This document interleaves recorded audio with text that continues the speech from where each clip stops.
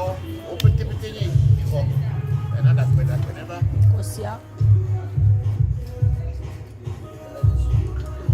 A coin,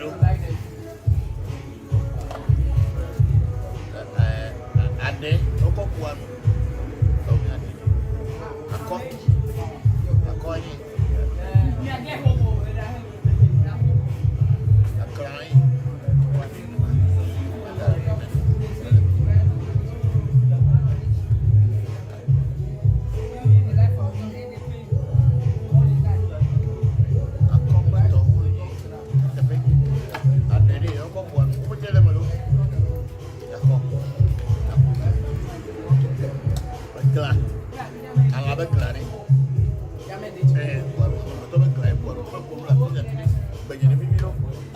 Tiny, come back, what I walk with my portal.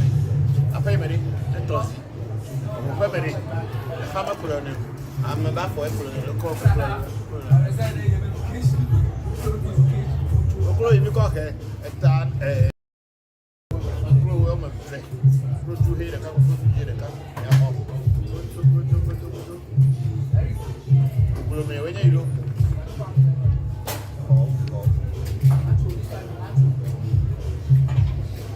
The Bavani, you're going to get a video. Don't try it. Better than your joke. And I'm with you. No joke. No product. Covenant. Corporate over you. Corporate over you. Coin. Look at my coin. They have back on one. They have tiny. Sell them a puff on it. The same as what I puff on it. I play it.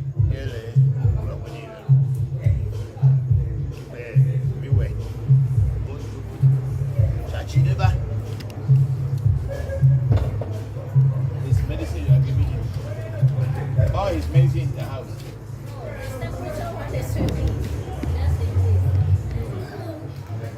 Oh, I go. Tell me my mom, my yummy. I could be a woman. My yummy, I'll put the Brahini, my yummy. You are Trevino, Zanu, Banji, my yummy, your Gambala, the Philippines. Preto, your Nanko, your sensible, your Yakite,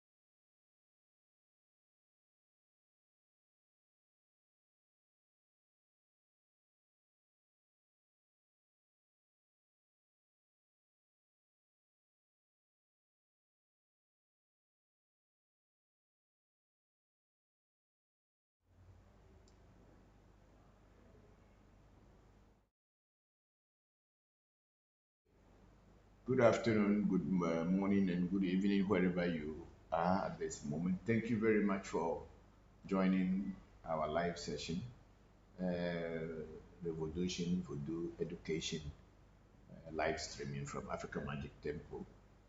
Thank you very much.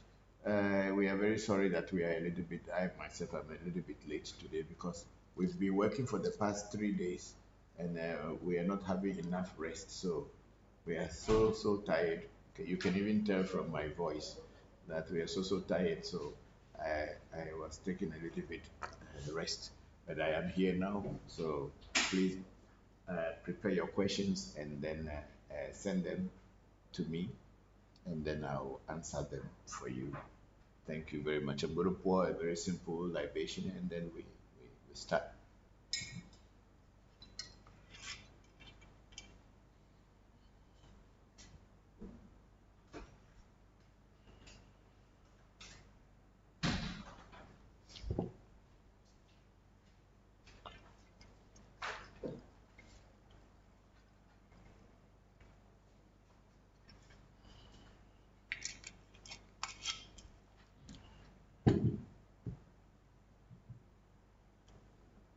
Is the Zoom also set?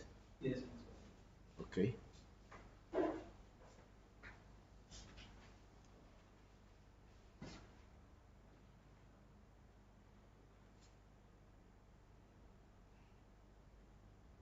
Is Senna on or you are on?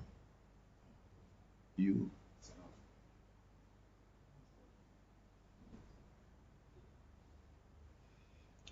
Oh, ago. Madu ago zieton.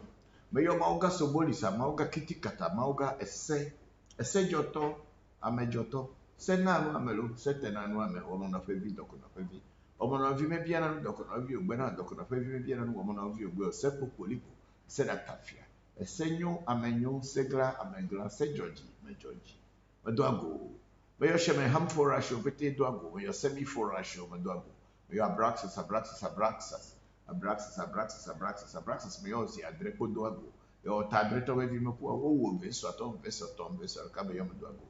E meio menos hoje, a gente só cacachicas baixa adre, meio da faba nya gbolomilo, aqui o nya gbolomilo. Joro holo nya meio ora que o nya imba ma jo fla, fa plan imba ma do adikaulo. O nya bi ma te kulu, etenga.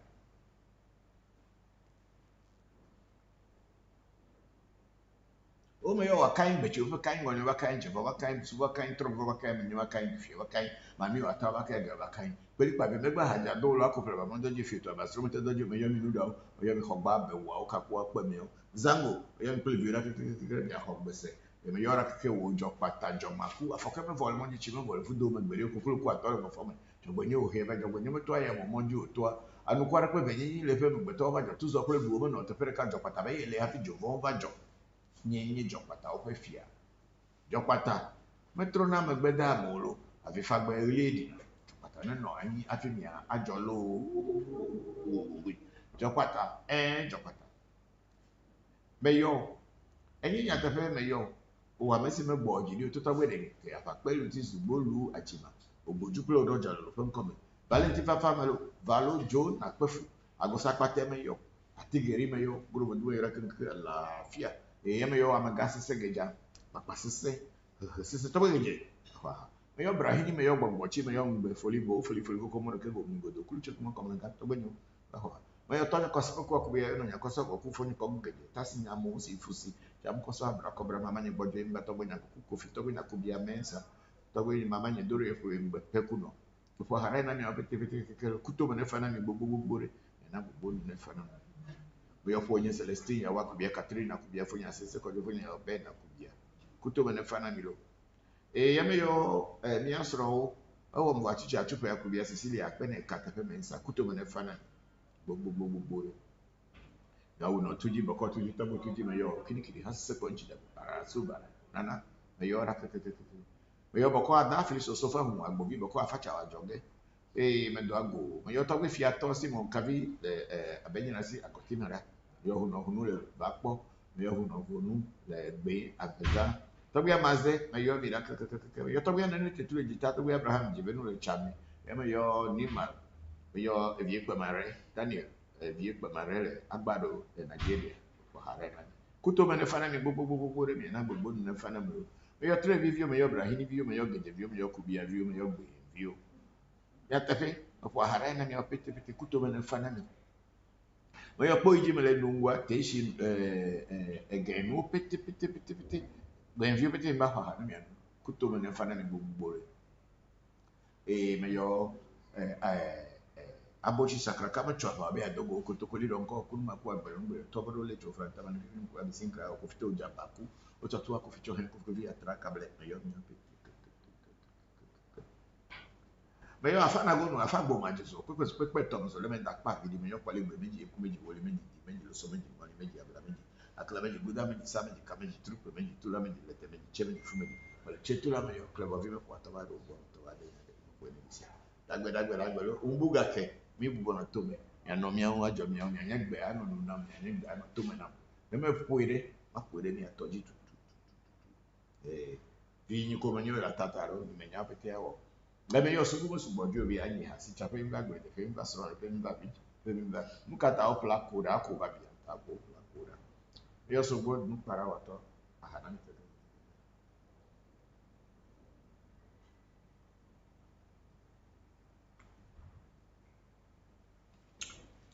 yeah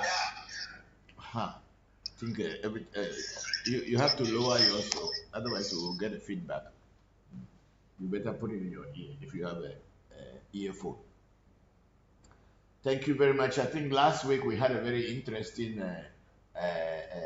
live uh, streaming. We had Dr. Cosmos Labi joining me here, and it was a very interesting and a revelation if facts about so many things that the Aves considered taboos and what should be done for your life to go on well for you. So thank you all for joining us last week, and again, I thank all of you who are here today.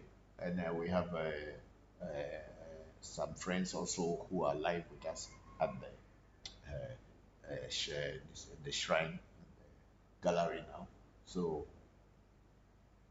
uh, maybe they will also be asking live questions, just like you are going to be asking.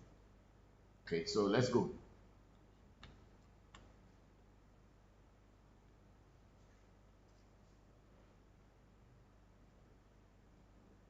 Okay. We don't have anybody there yet.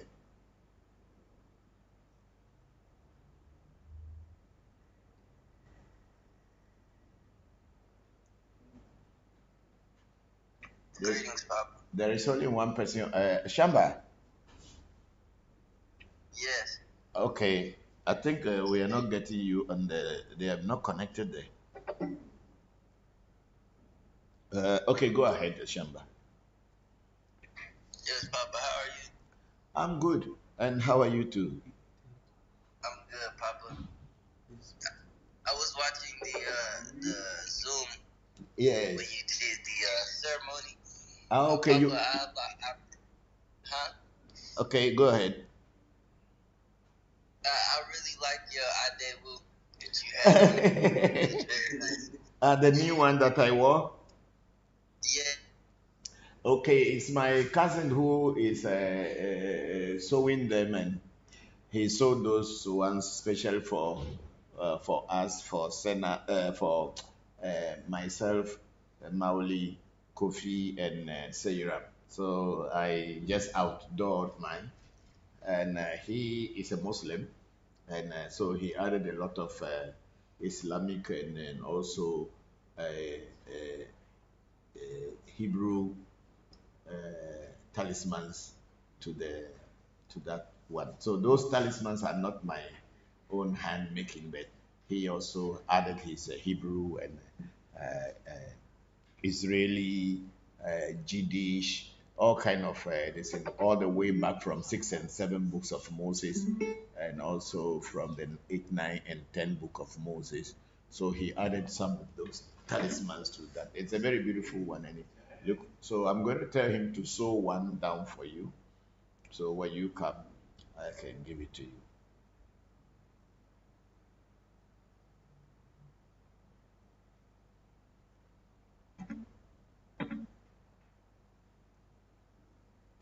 Can you hear me, Shamba? No, the sound kind of went out for a minute. I just heard the last part of what you said. Yes, I'm saying that it was my cousin, Shehu, who sold them for me and for myself, Kofi, Seiram, and also for Mauli. So I'm going to ask him to sew one down for you. And he is a Muslim, so he added a lot of Islamic, Arabic talismans to the Batakari, and some Hebrew ones from the 6 and 7 books of Moses, and the 8, 9, and 10 books of Moses. Some talismans from there. So it's a total combination of all kind of things.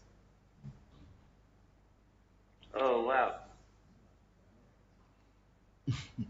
Thank you, Papa. It's So very nice. so I will let him make one for you. I think my size can almost fit you, so I'll just tell him to make it according to my size, or Perfect. yeah, a little bit big, and you get yours. So when you come, we'll see. We'll be talking about it, and then when you come, once it's ready, I'll let you see it. Okay, thank you, Papa. You're welcome. Thank you, Shamba. Okay, I think we have nobody on Facebook yet. Let's try YouTube and see if there's anybody there. Oh, you have some. Okay, we have our big sister Oluchi here. Say peace and love, Papa. to the family. Thank you very much, big sister Oluchi. We are very grateful, and peace and love to you too. Thank you very much for everything. On YouTube also, there's no question. Okay. But when did you people start playing the videos? So even until now, nobody has come. Okay, let's just wait and see. And this is Zoom, and nobody on that one too. Okay. So what you're going to do is that gather some more videos from the what do you call it from my phone. Exclude the parts that animal killing and other things are in it, and then just put them together and let's play some more videos.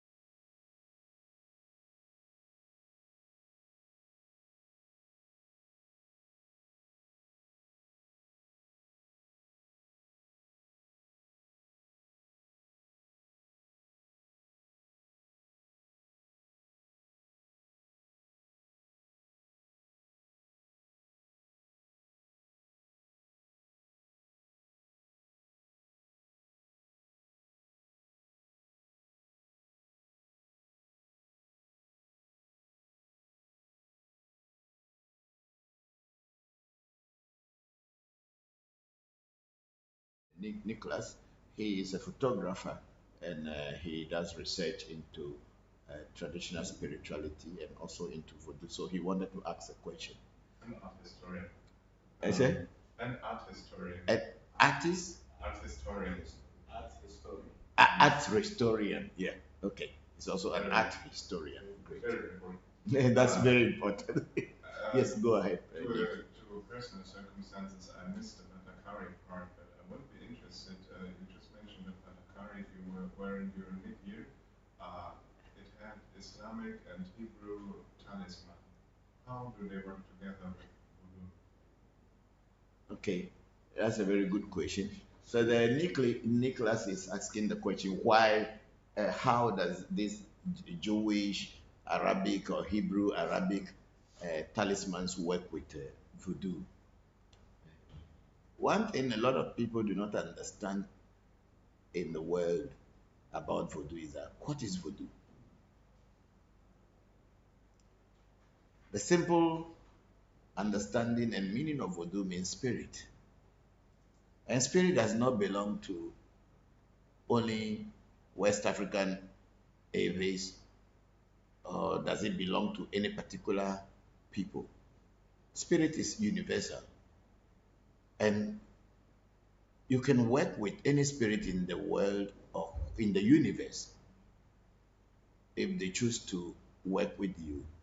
And for you, in our language, we will call it voodoo. Whether it is Hebrew, it's Arabic.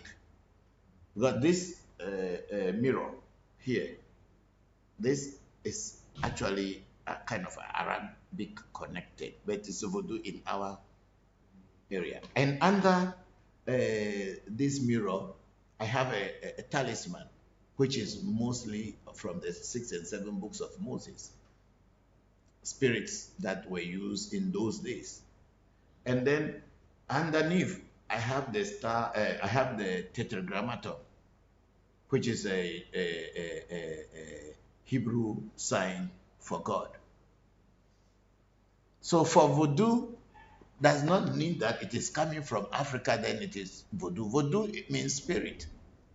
So if you can connect to any spirit in the world, I can choose to call them genie, I can choose to call them avatars, I can choose to call them whatever I want to call them. But in my language, spirit is called voodoo.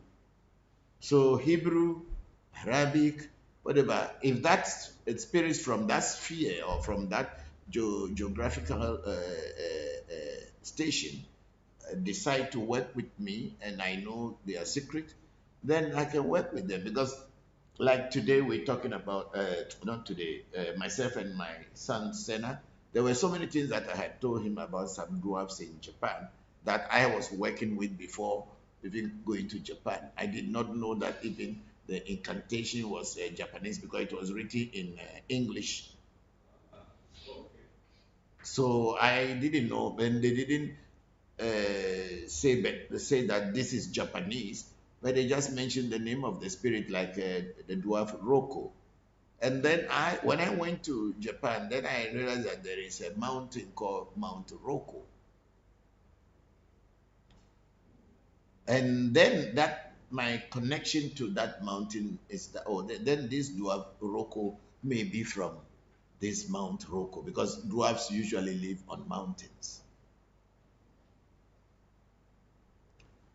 So for us, we were calling Roko here in Ghana and working with it and teaching. So when I introduced it to my son and some few people the other day, they started experimenting, because I told them the technique of invoking a spirit, how you can communicate without a human being communicate. You communicate directly with the spirit and get the information, and then you can choose to share it or you can choose to keep it to yourself. So that spirit is a voodoo, even though it may be from a geopolitical station in Japan, but we can work with it anyway, because spirit is not limited by time, space, or person. They are universal. And most of our not most, some of our Ewe Vodus, like the voodoo we call Goro Voodoo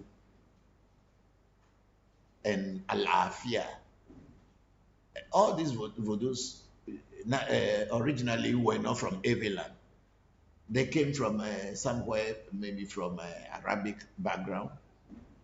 That's why you see that people give birth to their children, even though they are Ewes, they call their children Suleiman.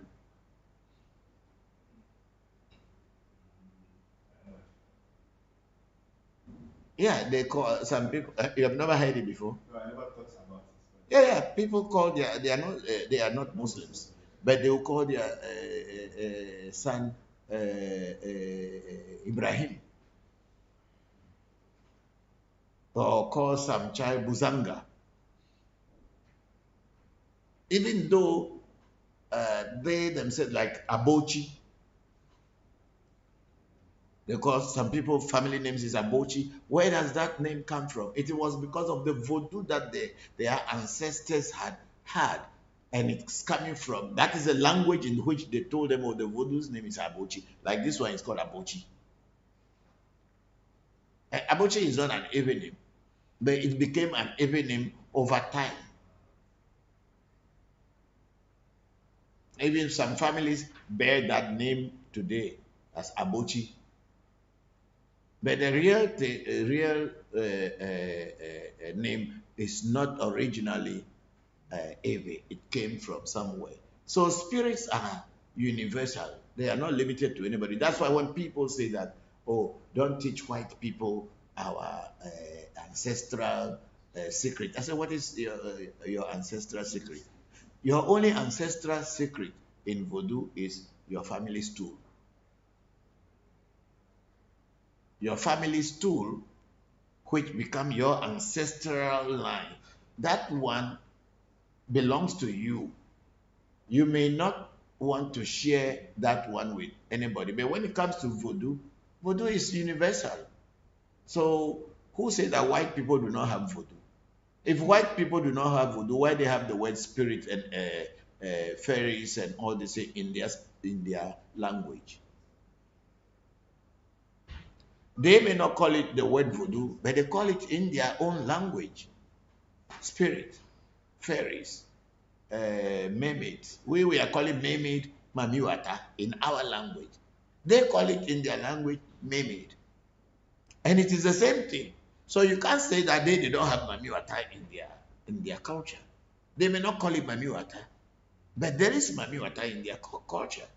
So when you people stand, especially people in the diaspora who do not really understand our tradition and the meaning of the words we use, they are the ones who say, "Oh, white people should not come here." I think there was this guy. What was his name? Kofi. That guy who is very popular in the U.S. Came here. He came for only 15, 20 dynasty. Yes, came only for 15, 16 minutes and then gone and then make a very big show out of his. At least people were even, because I didn't know him before and I didn't know he had such a big followership.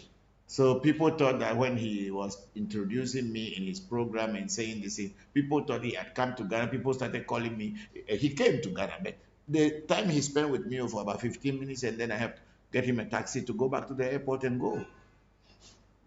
So people like that come and then interview you and then they make a big deal of it as if they are part of you or they had been part of you or anything. And then he asked one question: why should we teach white people, or why do I allow foreigners to? I said, what is wrong? Well, they don't understand our culture. I'm not saying that if they are fighting white people in their country, that is their work. Our culture has been existing long before even slavery started. And it's not going to change because some of our ancestors were moved to somewhere and they're having challenges and they're trying to confront people. So that doesn't change the base of our spirituality at all. What I would rather advise that they should learn it in a proper way so they can know how to use it to defend themselves and protect themselves. Finish.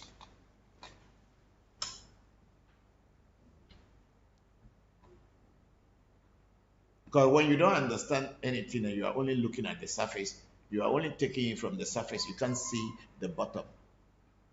That's why for me, anything I want to study, I try to go deep, deep, deep to the bottom. When I reach the bottom and I'm not satisfied, I can get out. I don't study things at the surface and then so it's not okay. No, no, no, no. Even if it looks difficult, I will go to the bottom of knowing that I have reached the end. If I am not satisfied, I can pull myself out of it. But just knowing something halfway or even at the top, and how can 15 minutes or 20 minutes interview give you info?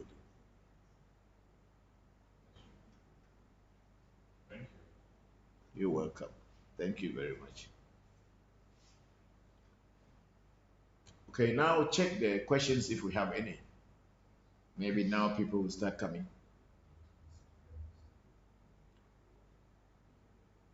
Okay. Yes, David. Uh, I think you get the microphone from Nick.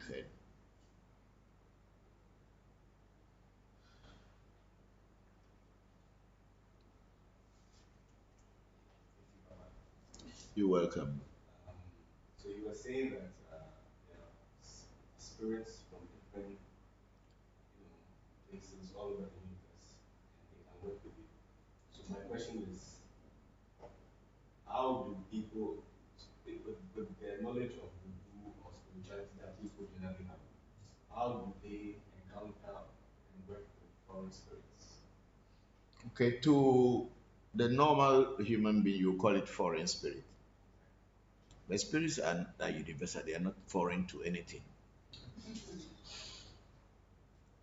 But because maybe it's a group of people from a different geographical location who had been working with that particular spirit and knows how to work with it, then they have to introduce you to the spirit, like what we call initiation.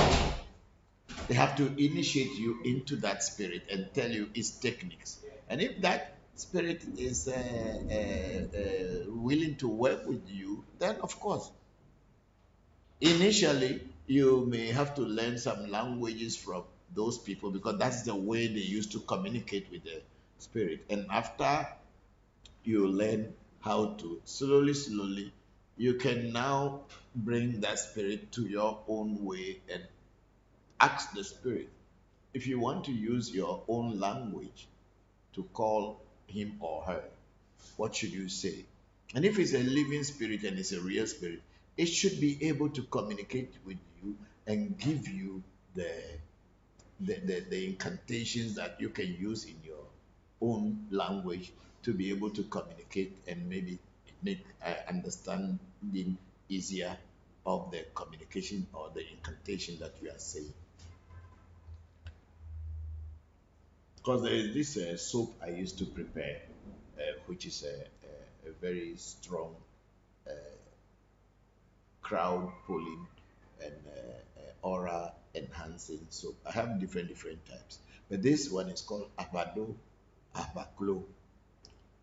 This Avado Abaclo soap, if I am going to initiate you into it, I am going to ask you, I'll be telling you the words in Ewe and try to translate it in English for you to understand. And then when you understand, I will tell you to translate it into your language.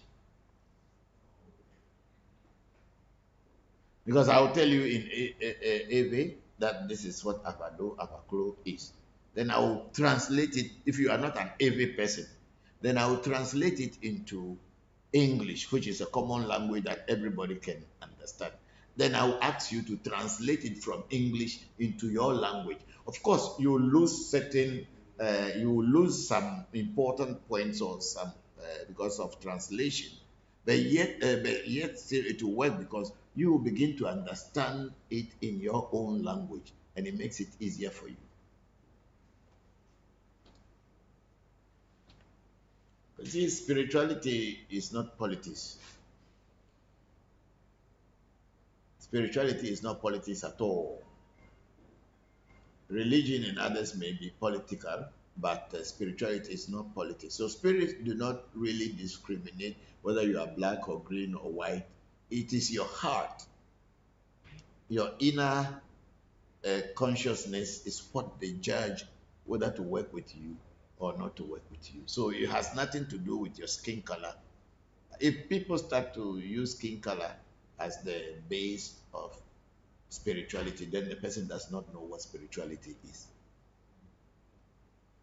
God, religion is political. So that's why discrimination and somebody want to feel better than another person. Somebody people feel that they should be higher than other. In the spiritual realm, there's nothing like that. Even if they will use skin color, but if the spirits will use skin color, what they will do is, if you are having a dark spirit, a dark skin, then there will be certain spirits within the class that can work with you and will be easier for you. But it's not like a discrimination. Your skin tone and skin color will make certain spirits more work with you more easily. Is it like an attraction? Yes, it's all in attraction. Because you see, like Toby Jopata, uh, which is one of our patron spirits in the shrine of Africa Magic Temple, can work with everybody. But originally, Jopata did not come from Ewe land. It came from somewhere and then slowly, slowly became part of Ewe land. And that's why we have the Arabic Alafia and Goro Vodu and all this. Because Goro is cola.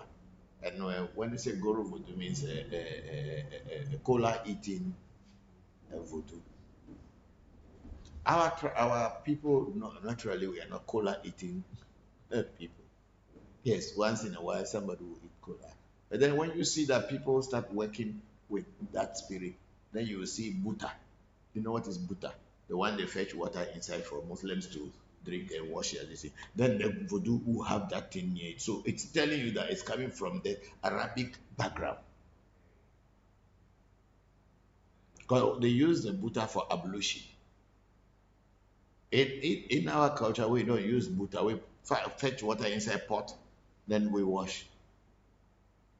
But the voodoo, because it's coming from Islamic background, then buta and all this thing, and this alafia and all this thing, they need that thing because that's their relationship. And sometimes people who deal with these voodoos also sometimes will have to sew jalabia and all this thing, and maybe when they are working with the voodoo they wear Arabic caps and this small white one and the dress and this thing, so they are working with it. I have a friend who is a Muslim and is doing voodoo. He's a Islamic, is born into Islam, but he has a shrine. He's doing his voodoo work. He kills animal for his voodoo. He never said because I'm a Muslim, so I don't feed my voodoo. He's feeding them every time. And he had the voodoo called Trompeto de Ka, which is very popular in Togo and some southern parts of Ghana. And this Trompeto de Ka is more like an Islamic spirit, even though they are calling the name in Ewe. And you will see that they do things like Islamic things when it comes to Eastern. But they have to kill animal for it, they'll kill.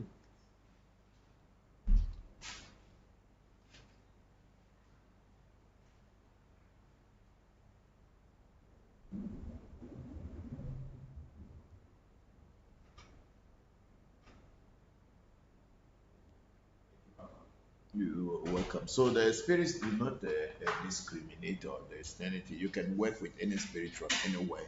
There is no problem if the spirit chooses to work with you and agrees to work with you. And before someone initiates you into a spirit, they ask the spirit whether they agree to work with you. If they don't want to work with you, then no one will force you to work with you because at the end of the day, the spirit will not be working with you successfully.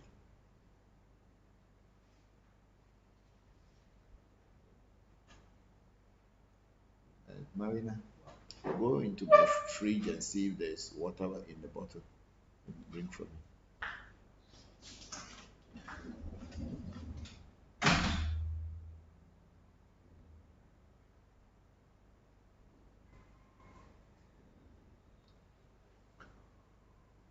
Okay, we have somebody on Zoom, Daniel Simpson. Is he still there? Yes. Okay, if Daniel is still listening to us and wanted to ask any question, you can go ahead, please.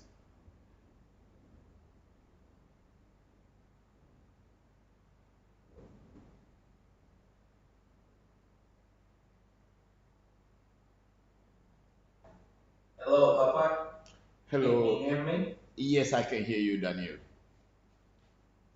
Okay. So a few weeks ago, I spoke with you about okra, as you call it in Ebe, fetri. Um, and I asked you if it had any uses in voodoo. You said, oh, it has a great many uses. I was wondering, what spiritual purposes does fetri, or as we say in English, okra, have in voodoo? Okay, okro, or maybe we call factory, or feti as maybe as it has the name has adulterated, but there is factory. In my local area where I come from, it is even called Ademe. because it's a slimy plant, so it's ademi. But the general Ewe word is fetri. Okra can be used to prepare herbal medicines against hemorrhage, what we call here in Ghana cocoa. Yes, and also sometimes itchy eyes, and you feel itchiness within your head. Okra can be used to prepare medicine, throat itchiness, and all the things. Okra can be used in preparing that. Okra also in voodoo is because it's a slimy herb. Forget about the word vegetable. For us, everything is a herb. You can separate some to vegetable and all this, but they are all herbs. Yeah. So, okra, because it's a very slimy herb and also very slippery, it is used in preparing sometimes. There are some joka. Joka. Togo people say zoka. There's some joka that when they do it for you during fight, during fight, when you begin to sweat, or in any situation that you are sweating, when people hold you, they can never hold you. You will be kind of slippery out of their hands, and people cannot hold you. And it's also in some parts of Joka. It's also used in preparing anti-bullet, anti-gun portions, so that when a bullet even comes to hit you, it will miss you always. So it has so many uses. I cannot tell exactly how those things are prepared here on these things, but it is used for most of the these things, and it's also sometimes used for anti-theft. You know, we have something we call a spiritual policeman. If you want your house to be guarded by spirits, so that when thieves come, thieves will be caught. Okru is also is inside the preparation. So when the thief or the robbers come into your house, they will just sit down. After they stole everything, they will just sit down beside the thing and be waiting for you to come. So there are so many spiritual uses of in voodoo or in joka, in our in the use of the okra. Yeah. So you have so many things. Fetri, that's how it's called.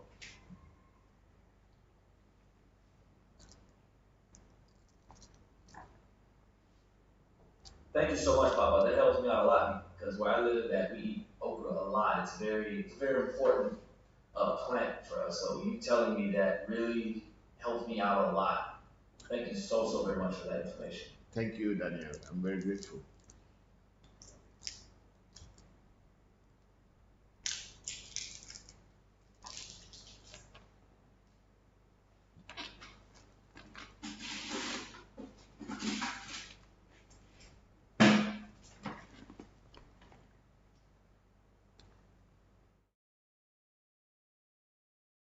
Okay, thank you.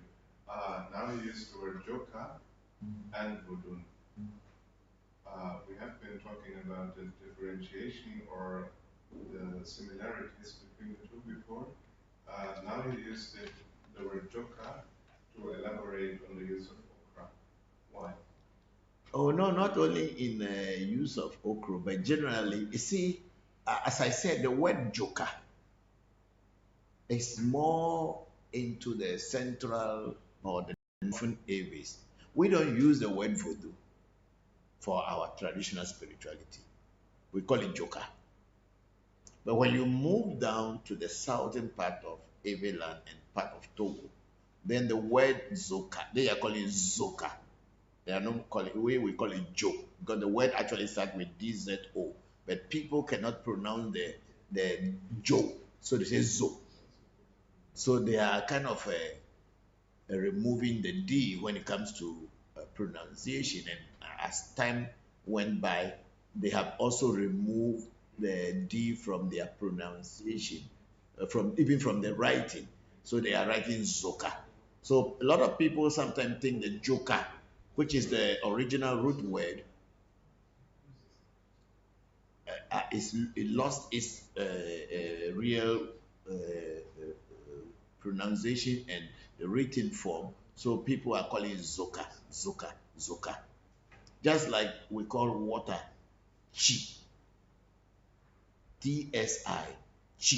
But then there are certain Ewe dialects, they will say Si, Si, Si. So the word Joka is more used for any traditional spiritual energy and power in my area. But a lot of time people think that Joka is totally different from Voodoo. But okay, one thing with Joka is mainly herbs. Somebody will introduce you into a herb, just give you some powerful word to the of the herb that call the herb these names, and then they give you initiation into the herb, and then that is it. Like when my children uh, were initiated into the knife, listen, there's only one herb called dame dame. That's why I was saying that fetri or the okra sometimes called adene in my area. In the other Ewe dialect, it's not called adene, but in the Ewe dialect area where I come from, the word fetri or okra in English is called adene. Even deep in the my local, it's called atise. The same plant is called atise or atise. That is the local dialect that I speak. So if I say, "Oh, get me atise," you will be here. You will not know what I want. You'll be here. Even if you are an Ewe speaker, you will not even know what I am trying to say that you should get for me. So the Ewes have so many dialects in it. So we don't have a real standard Ewe until when the Germans tried to put the Southern Ewe dialect as the standard one that becomes the written one. So Joka is the same as Voodoo in our area. So there's not much difference. So the project I'm going to go to do in Germany in September is called Joka and Joka and Legba project.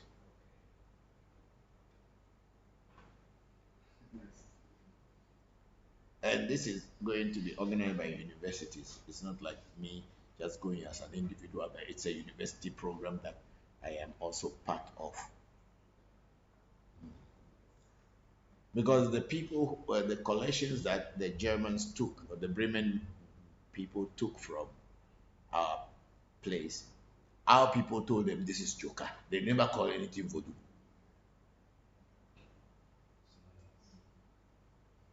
A lot of time people say, "Oh, Joka is not good, Voodoo is good." No, that is just somebody's understanding because our people, everything is Joka, and we are very good. Like I was saying, that the herb that was given to my children, they only put the herb on their hand, make the incantation, and told them to chew it. After chewing it, they gave them the knife, and they started cutting themselves, and the knife is not cutting because the herb has the power of being slippery. So if you become like the herb, the energy is that you are slippery. Anything that can wants to harm you will be slippery off your body. Thank you. So when people say Joka is not good, Zoka is not good, is what it's up to them. I have all. Whether I call them Voodoo or I call them Joka, they are the same to me. Yes. For me, all of them are spirits. Tapping into nature to get the secret of nature that can be used to help yourself and help humanity. That's all that it is.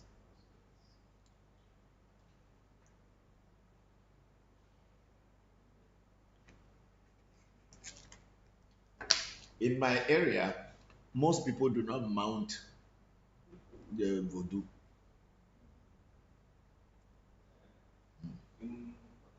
Yeah, from our central areas to the northern areas, we don't really mount voodoo and be pouring oil on it like I do. No, no, no, no, no. Our joker, just get the spirit, the power they give you, you get the help, finish. Some, it is just to tell you if you want to call the spirit, just get the herb and do it in your hand and touch your body and go. Like the guy who came here to do the policeman for my land. Were you here? Okay. Lady just brought the herbs. It was here he set it up, prayed to it, and then we took it to set, just bury it in the ground, finish. Yeah, if you come there, snake will bite you.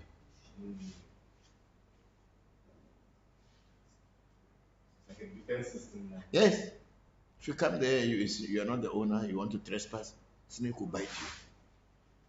Papa, can you say that form of voodoo or joker is simpler? Yeah, our people's way, because you see, in our this, yeah, I kept saying it.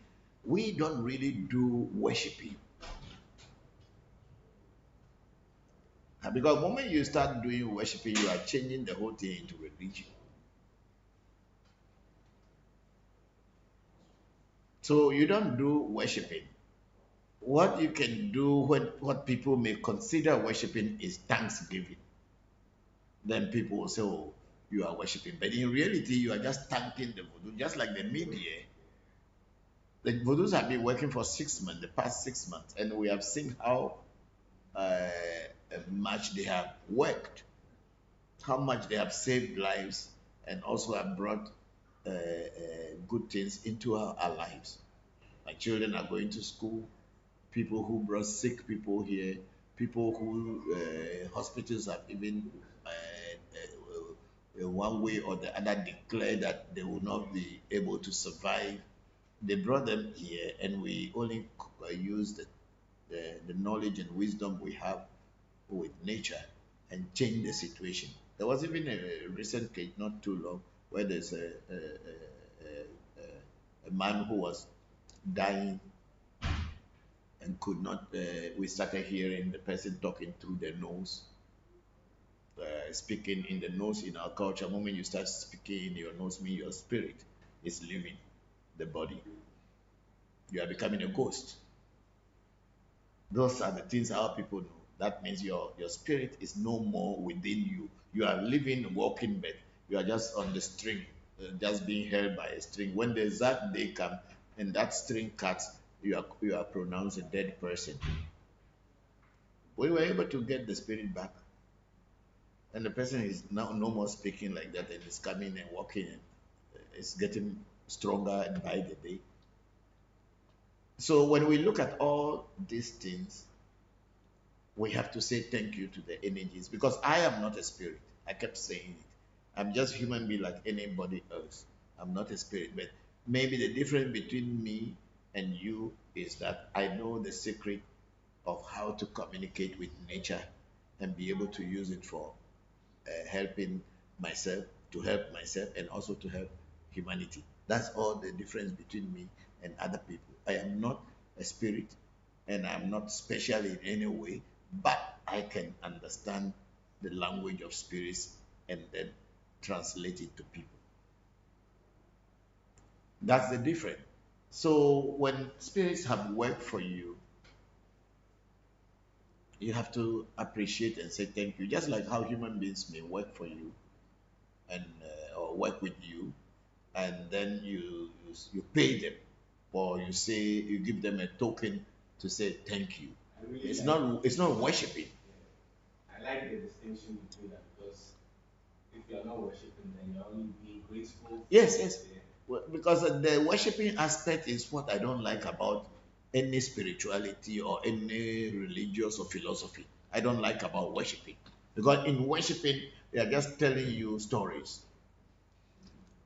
and giving you hope, whether it is real or not. Because hope always remains with man, even till the last end when you are dying. A hope is good to have, but it is not very practical.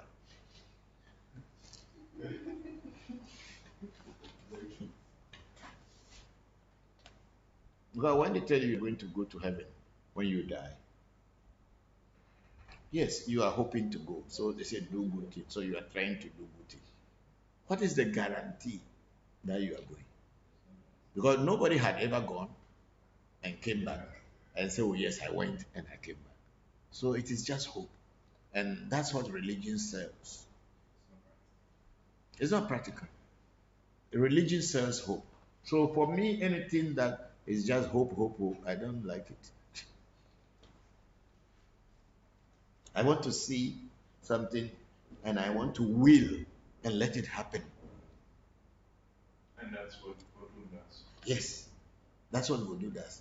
You will, your will materializes on the physical plane. You don't need to have faith.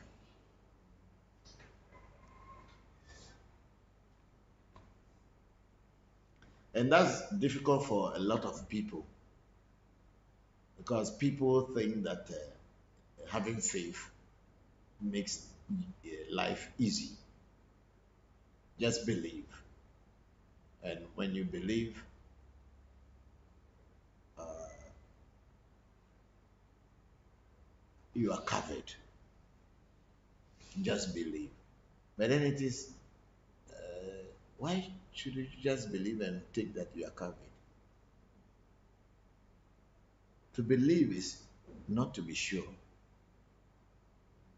but to know is to be sure.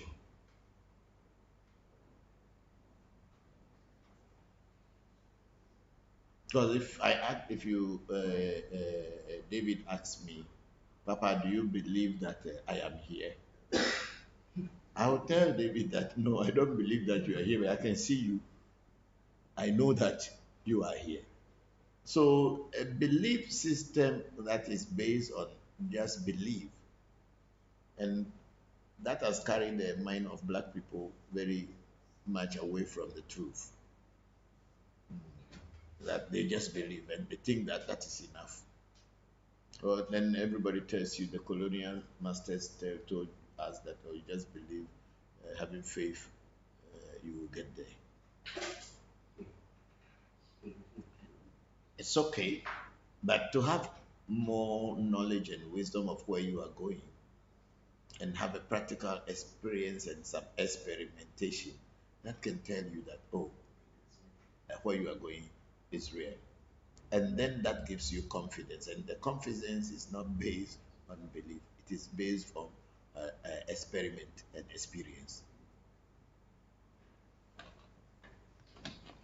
Confidence is based on your experimentation and the experience that you have. That will tell you that this, when I do it, I'll get answer.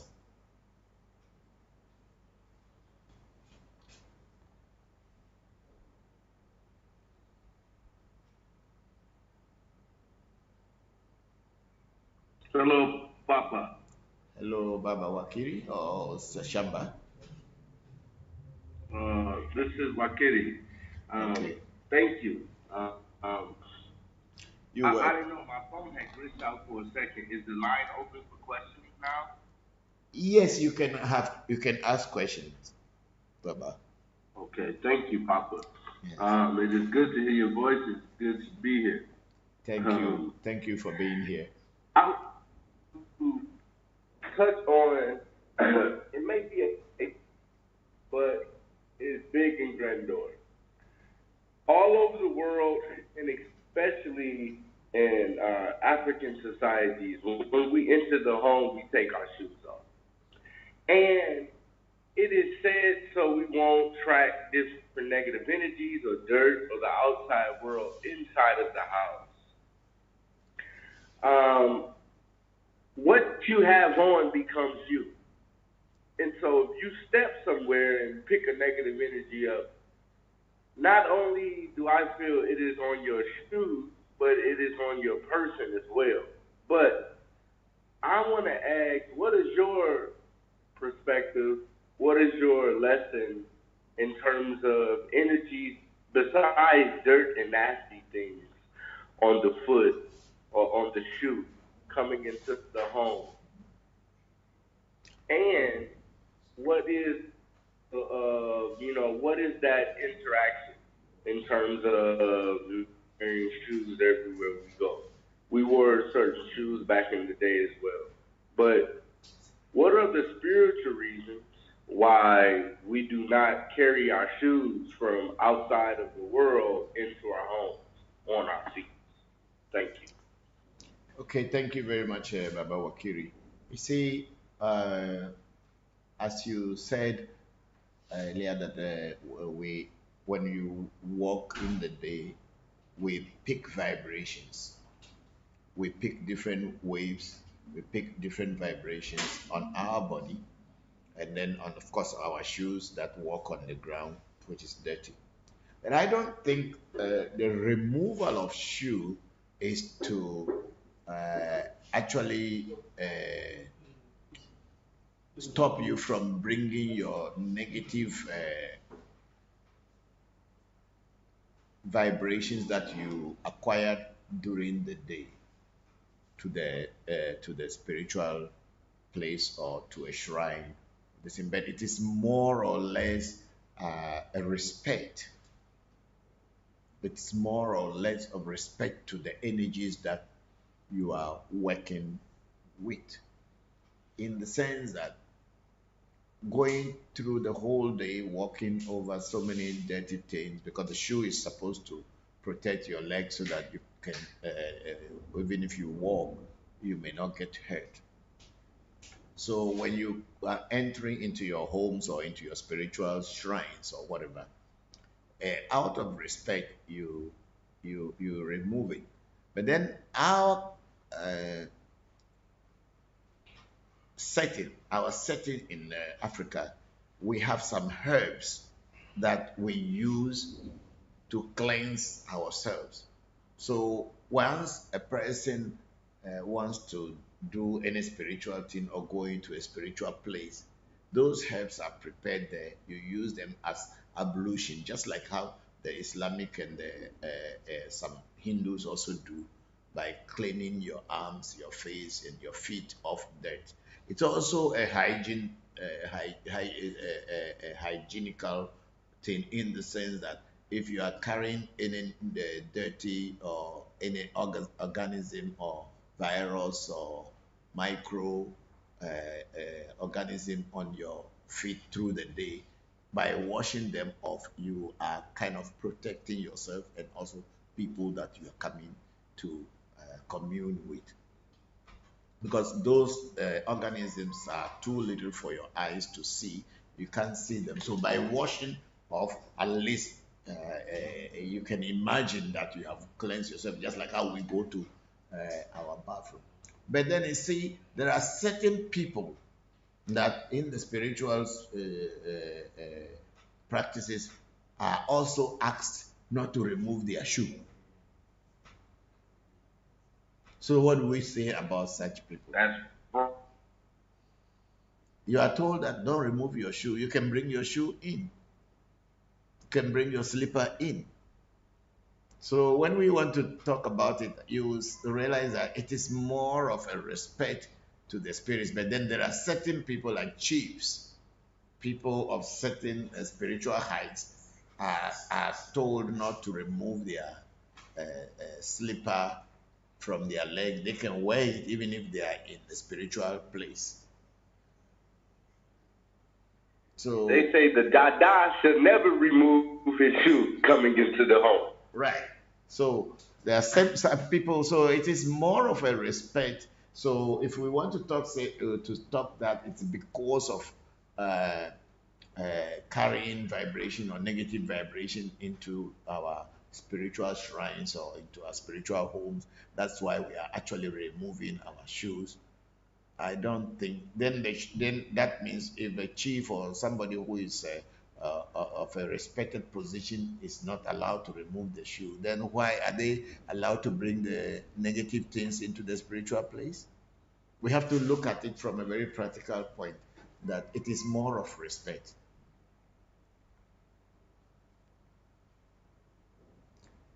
And also, it is also coming back from a very long way because most of us who became actively in Voodoo in this present time, we were all brought up from either Christian backgrounds or from a Muslim or Islamic backgrounds. And in these two religions, the older traditional Hebrew or Jewish uh, spiritual practices, there is an ablution, cleansing in it, where people cleanse themselves, like in the story of Moses. Moses got somewhere and God said, "Oh, you are standing on a holy ground, so remove your sandals before you come closer to me." So these things have been put into us, so we can really relate to it in the sense that, oh, we are in a holy place. But most Christians in charismatic churches and other churches, they wear shoes into church, they dance inside their shoes, and they still believe they are worshiping God, and there's no problem whatsoever. The pastor is buying the most expensive shoe and walk on the altar and pulpit and speaking to people so that people can look at the kind of shoe he's wearing. So what will we say about that? Are they not also worshiping God?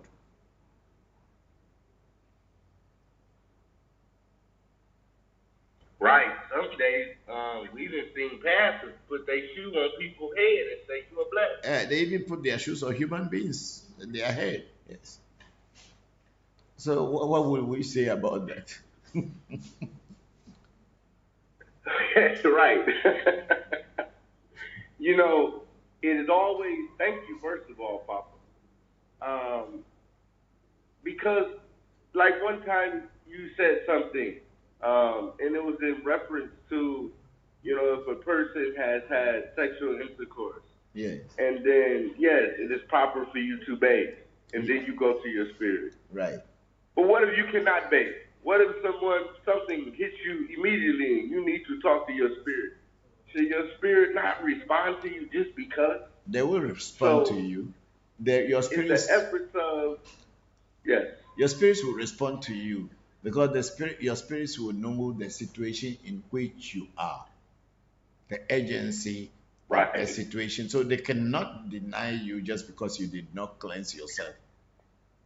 If there is a spirit that will not get closer to you, but they will still help you in a way that you can escape the danger which you need to escape at that time. That's why I told you I have a friend whose all his spirits are sitting under his what do his bed. under his bed, and they are all lying on menstrual pads. That's where he kept all his spirits, and he and they are working for him very seriously. Right. So, referencing that to the shoe, Yes, yes, I right. can understand why it would be a more respect thing. Yes, Yes, we have the vibrations, but if we are walking, we are walking. It right. would not matter how many pads that you have underneath your feet. You Hmm. still feel the vibration. Yes, Um, and I think vibrations can get through rubber and leather very easy. Um, but a respect thing because, like you said, it's certain people, they don't have to take their shoes off. right. Then they also had And walked through the day with that same shoe. exactly. And are they not, do they not have positive and negative as well? Right. So do we not having on your shoe a more respectful state when it comes to spirituality? Yeah, it makes you simple in the sense that even there are certain spiritual rituals that you do You have to go completely naked. You're not wearing anything. You just being how you came into this world. What that meant or means is that you are telling the spirit world that you are just you. You are not hiding any part of you. This is you. And you are in front of them to see the whole of you and work with you and communicate with you, deal with you if they see that you are having anything hidden. In Akan culture, when in Ghana, we have a culture of wearing cloth over our shoulders. When you go to the chief and you want to greet the chief, you are not supposed to wear the cloth on your shoulder. You have to drop it to some level. What that means is that you are just telling that chief, giving that chief an assurance that you are not hiding anything to come and attack him. So when you are naked in front of spirits, when it is said, you're just telling them that you are just as you are. They should take you and accept you as you are and work with you or deal with you, that you are not hiding anything before them.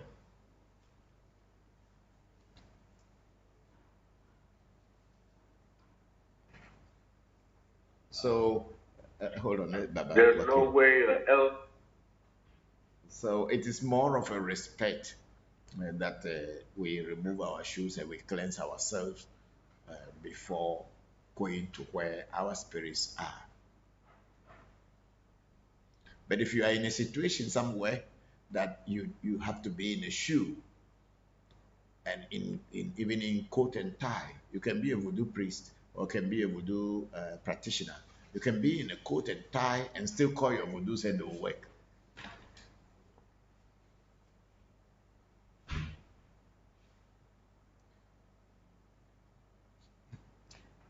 Wait, can you finish? Then I'll come to you. Thank you. Thank you, Papa. There's no way that an elephant can hide in plain sight. Right. It has no clothes on, and everything is as it is itself. Yes. So that was very good. Thank you very much. Thank you. That's all I have for now, Papa. Okay, thank you I'll let very much, someone else go. Baba Wakiri. So we will thank you very much for those questions because we are all learning. Because sometimes this path of African traditional spirituality that is called voodoo is very complicated, and a lot of people don't really know why certain things are done, and it becomes a ritual, which is just a ritual without having any understanding and no meaning. So it is good you ask that question, and we have to understand it in the context that it is more of respect to people. Like in certain cultures, even when you want to talk to an elderly person or somebody who is bigger than you, you cannot stand up in shoulder to person to talk to the person. You, the junior person, must come down a little bit lower than the other person out of the sense of respect.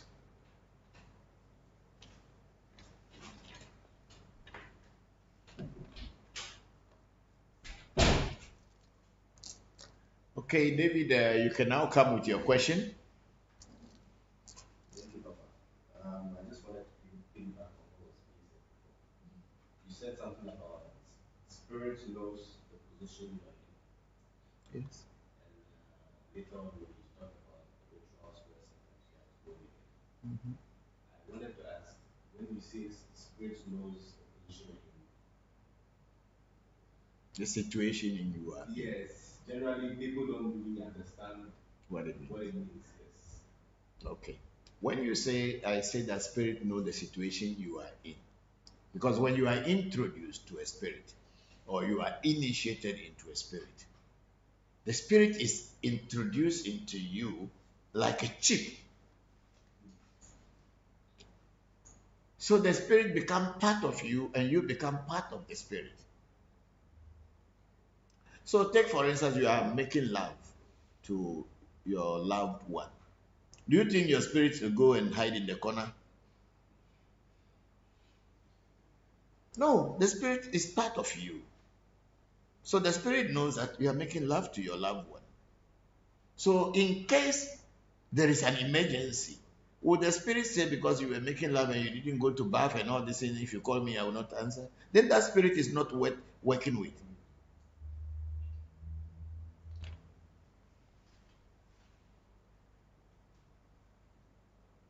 Could there also be an instance where, without initiation, because a spirit knows the position you are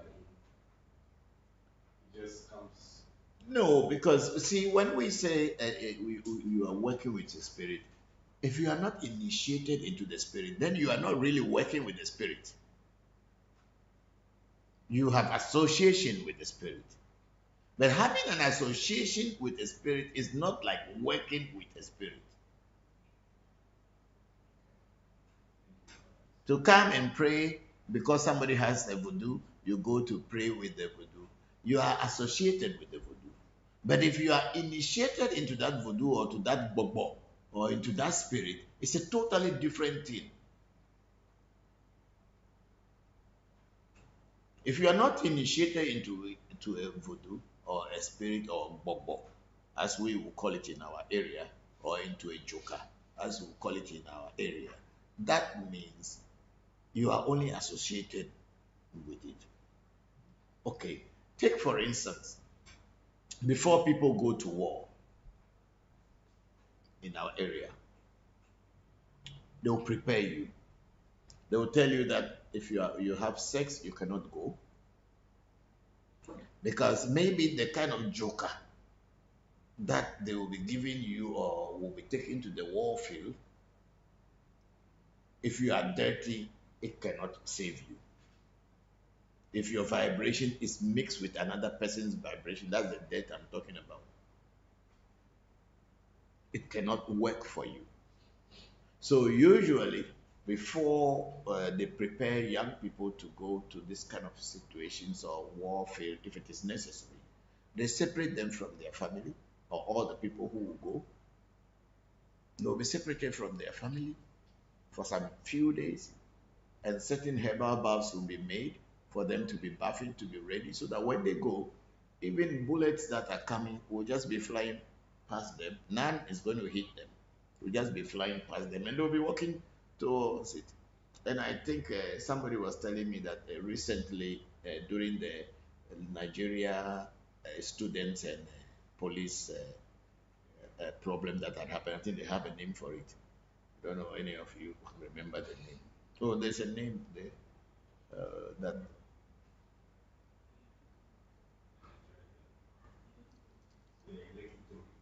Lekki toll gate. Yes.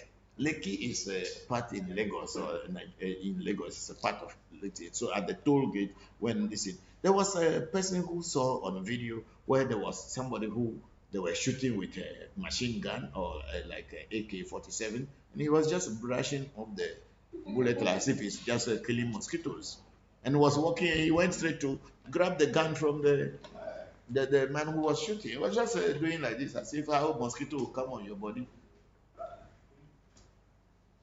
So there are things that our people have, and when they feel that you are you are dirty and you cannot go, they will tell you, be behind.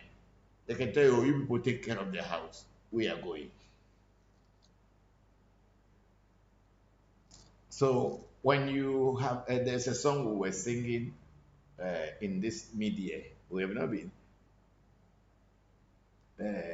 going. Who can remember that song? I was trying to explain.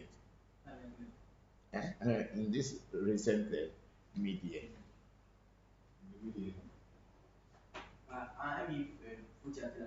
Mhm.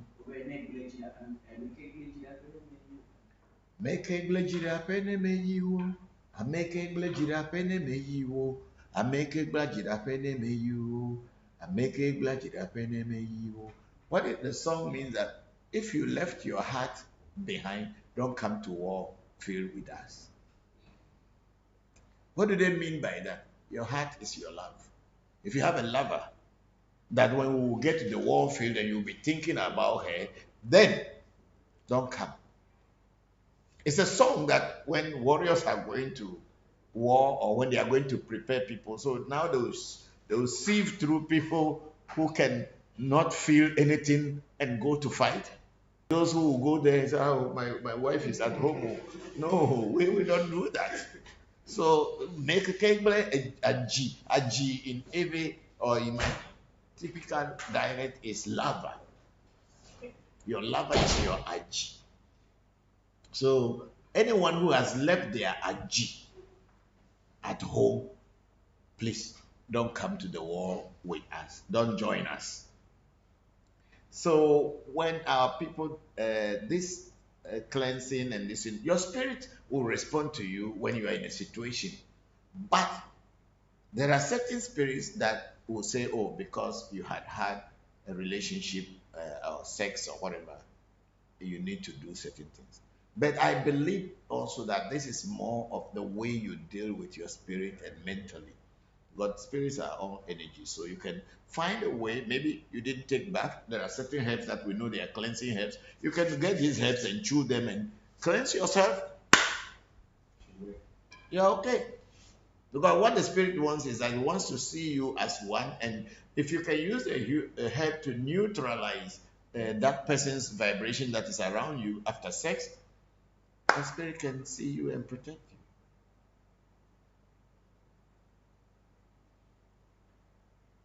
So our people were not stupid.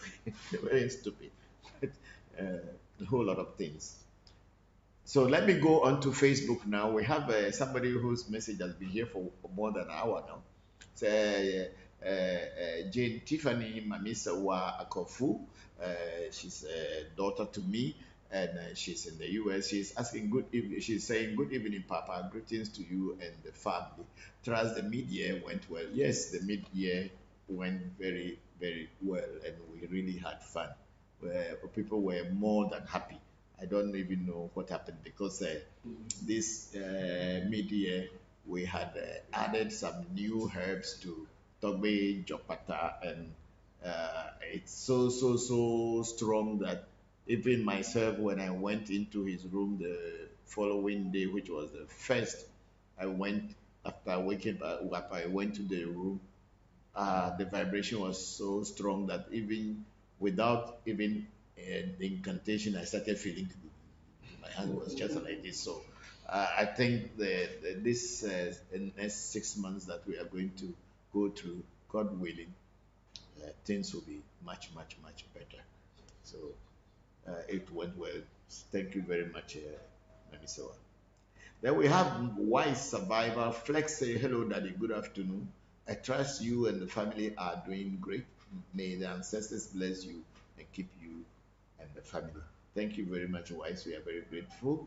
And that was about 38 minutes ago. Then we have our sister Lizzie Ashokai. Hi, Papa and family. As always, thanks for the knowledge and wisdom. Thank you very much, Lizzie. How is my little giant? Thank you very much. Then we have my cousin in UK, Martin Kobler, saying good afternoon, Hunoga. Greetings to you and my nephews, nieces, and to your technical team. Kindly explain why people are advised not to eat okra. I also hope you will come to visit me when you go to Germany. Okay. Yes, maybe if we have the. Okay, I won't promise, but it's possible. It's possible. But I won't stay long in Germany. I'm going to be in the Netherlands and Germany. 1 week in Germany, 1 week in Netherlands. So I don't know how I'm going to come to UK. But let's see. Let's see. Maybe if we get a chance to take a train and get to you. Yeah. Okra. When you eat okra can give you waist pain. Okra can give you joint pains. Spiritually, okra can also let things slip off you. Good things that are coming towards you will slip off you because it's a sliming plant. If you don't use it on a spiritual thing, by just eating it, uh, uh, uh, normally, okra also gives what we call cocoa hemorrhage. It gives that one to okra. There are a lot of people do not know, and because it's very tasty when you want the food to go fast, it helps. Listen, so so it gives all these things. So that's why people sometimes are advised not to eat okra, especially in a spiritual reading when they tell you not to eat okra because the things that are trying to attack you spiritually, if you are eating okra, they will be easily be able to get you because your defenses will be easy to fail off you. Yeah, that's why because they know you are eating, so they know where to catch you. So that's why we say the what the spirits advise. No, it's not everybody, but to some, they advise you not to eat okra.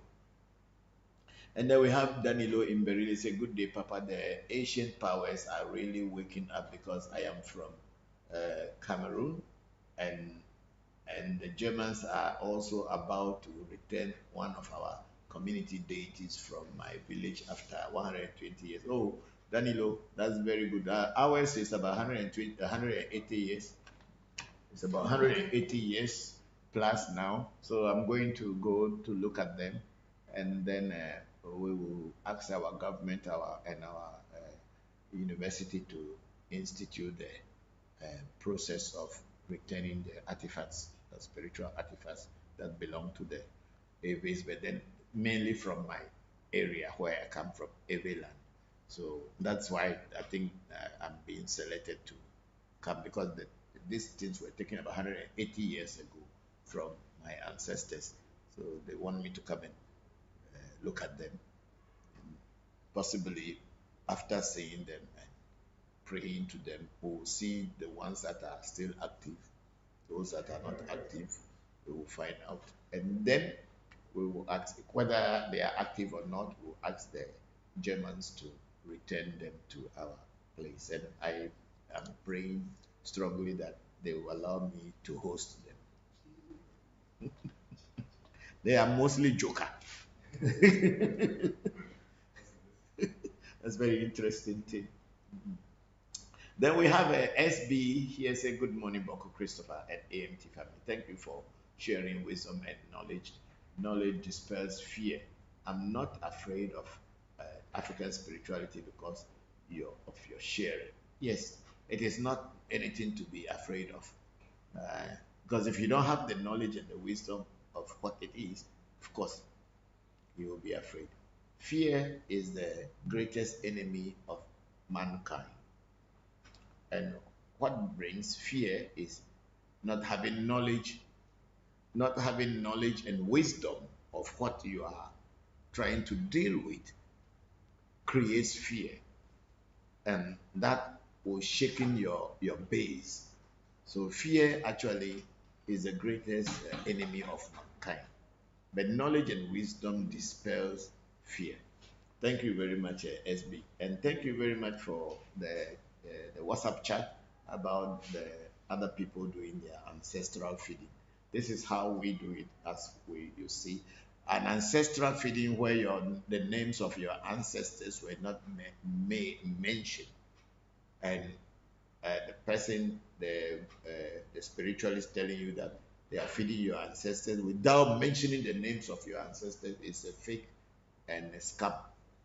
When you are feeding somebody, you must call the person to come. Even if it's a dog, you must mention the dog to come. And if you are going to feed your dog, you call the dog and the dog has to come.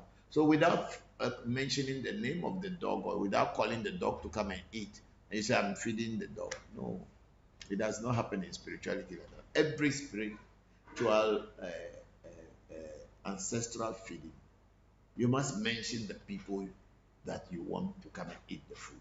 Thank you very much for your information. I'm very grateful. Okay, we have on Facebook Sadiq Nate Mabel. Good afternoon, Papa. I am enjoying your program today. Thank you very much, Sadiq. I'm very grateful. Then Mubone Tameklo, hello, Papa. Trust all is well. Thanks a lot for the media rituals. Ashe, thank you, Mubone. Thank you very much for coming and for joining us. And I'm very grateful that you came. And then we have Sadiq Nate Mabele. Papa, good afternoon. Please, I want to know why some people don't eat snail. Okay. You see, when you do like me from my childhood, I don't eat snail. Not because I became a spiritualist before I stopped eating snail. My my mother who gave birth to me, their village, the whole village does not eat uh, snail. And when I ask why they do not eat snail, they say it has something to do with the deity that controls their village, and the deity does not want people to eat snail. And also, if you want to look at it from the scientific point, maybe long ago when people eat snail, they have allergy or they are allergic to snail. So the gods of the land will say, oh, avoid this. Because some things that we will say is a taboo, when it comes to into modern science, they say it is because of allergy. But when you eat snail in my mother's area, your skin will have rashes. You will have skin rashes on your body, and it is not going to be cured by any body lotions or medicines on your body. They have to do rituals to actually remove. And this is what my mother told me. So when I grew up, I've never eaten a snail uh, before, and I also told my children also not to eat snail because I believe very strongly that it has something to do with allergy.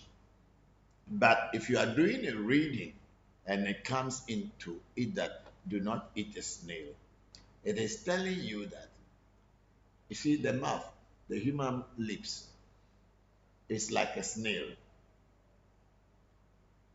So they will tell you that, oh, people's mouth against you, or people are talking evil about you, they are gossiping about you, and they are mudslinging you, saying all the kind of negative things about you. So when you stop eating snail, then you are going to close their mouth against you. So they will tell you not to eat snail. This is one of the reasons why people do not eat snail. Okay, I think we are done with that one. You've changed it to okay. That's Sadiq was eating that, so was saying that. So please, it is up to you. If your family eats snail and nothing is happening, and nobody told you not to eat, it's up to you. You can eat. It's not like snail is not a good food. People eat it and enjoy it very, very much, especially when they make fufu and palm nut soup with snail, because snail is very soft meat. It doesn't have bone, so you can just enjoy it. So people like it very much. We are from the forest area. We like meat. So Sadiq, if no one stops you from eating it and no spiritual reading told you not to eat it, you can eat it. And then we have Van Perico is saying, hello, Papa. The return of these sacred objects from Europe is also happening for Benin and Nigeria. Why do you think it is happening now? I strongly believe it is because the world has become a global village, and people begin to think that we are all one, and why should we take other people's things and keep it with us? You know, in the olden days when people Africans asked for their these spiritual artifacts or religious artifacts, as they call them, we call them joker, we call them voodoo, but they say they are artifacts or they are artwork and sculpture and all this, whatever they are. To us they were gods. They inhabit the spirit of some energy. And when they asked them before, people, especially the French, were saying the Africans could not take, they cannot take care of them. That's why They were not releasing. They forgot that these things were kept by Africans before they took it by force and through uh, some persuasion or whatever, and then they say Africans could not keep them. That's why they are keeping them in their museums. But now, maybe they are beginning to understand that Africans are also human beings. They can take care of their own things. That's why they are releasing. But I cannot really know. Or also, maybe our people are becoming vocal, and we are beginning to know our own spirituality. We begin to understand, and we are trying to let people understand about our spirituality, in the sense that these things are important or were important to us, and they are still important to us, because for them, keeping them there in the museum for people to come and see, it's only a commercial aspect. For us, it's more of a sentimental attachment and all this thing, which is very important, emotional and sentimental attachment, which is important. Maybe this is why they are beginning to release them. And then on another thing is that maybe they have kept them for so long and they don't see any use of them, and keeping them there is not useful, and they are also afraid that maybe these things, if we throw them away, they will come and harm us. They are not sure, so better let them take them back. Could be anything, but until we go there and ask them why do they want to release them, and they tell us from their point, we cannot really be sure. Because you should also understand that these people who are returning these things were not the people who were not the original people who took these things. These are generations and generations after those who took them. So the new generation felt it's not useful to us. Why should we keep them? That could be the case. But for us, it's had always been, and it will always be useful, because we can, through these artifacts or religious artifacts or joker and all this, and communicate with nature and be able to use it to help humanity one way or the other. Thank you very much, Vampirico, for that question. And then we have Sadiq again saying, "Oh, Papa, what is the difference between the soul and the spirit? They are the same thing. There is no difference. Call it spirit, call it soul, call it Atman, call it Bobo, call it whatever you want to call. Because where are you going to know which one is the spirit and which one is the soul? They are the same."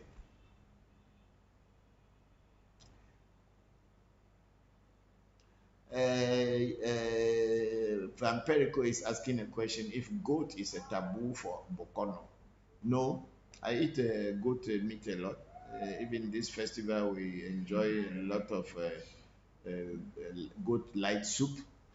Was very Goat is not a taboo for Bokono, but there is in the Bokor Afa, when you are get Afa, mostly you are supposed to eat female animals, not male. Even chicken, the male chicken is taboo, but we eat. Yeah, because when you go to the supermarket to buy chicken, did they write that this was from a male chicken or a female chicken? We don't know. We live in the moment, so we must know how to live in the moment. So if there is anything, then maybe if they say don't eat chicken, but you eat chickens, then you must find a way to cleanse yourself. What we call, there are some ache that Bokor will use when he thinks that he has eaten something that is not is forbidden, but they have eaten. So they may eat that ache to neutralize the negative effect of whatever that will come on the spiritual plane. Those are there. That's why Bokor is not just an ordinary person. A real Bokor, they have all these things, and they use it. They can do certain things, but they can neutralize it. And you, the common man, thinking because Bokor has done it, and you too, you will do it. You don't have the key to neutralize it, and then the effect will worry you. Thank you very much, Van. Very oh, I like goat meat too. I think are they cooking some? They should cook. Oh. They should cook some. Eh? Sun is on fire. Aha. So there was this guy RRR again. I think he was the same guy who came last time. Who he retracted the message. Okay. Okay, you people, you retracted it or he did? Okay. Maybe you rephrase it and send it later. Okay, so we have Tobe Jigbeza, so can say greetings and good day. Papa Bokor Nuledo, and Nuledo na Bokor Jigbeza, America Medena no Edo. I hope the media celebration has gone well and thank you for what you have shared. Yes, thank you. They all went well and we were extra happy. I don't even know how we stayed up to we said we were going to close by 12. We stayed up to 3 a.m. to 4 a.m. before because everybody was so excited and things were just going on and Jopata was just doing wonders and we were all happy. So I could not. I said I would not drink, but I drank, but I didn't get booze. That day I drank, but I didn't get booze. I woke up early 6 a.m. I said 3 a.m. Wake up around 6 o'clock, which is unusual. But it was a good night. It was a good night, a good day and a good night. So maybe another time when things are good, you people should join us. Thank you very much, Tomo Ijibes and Sesoka. I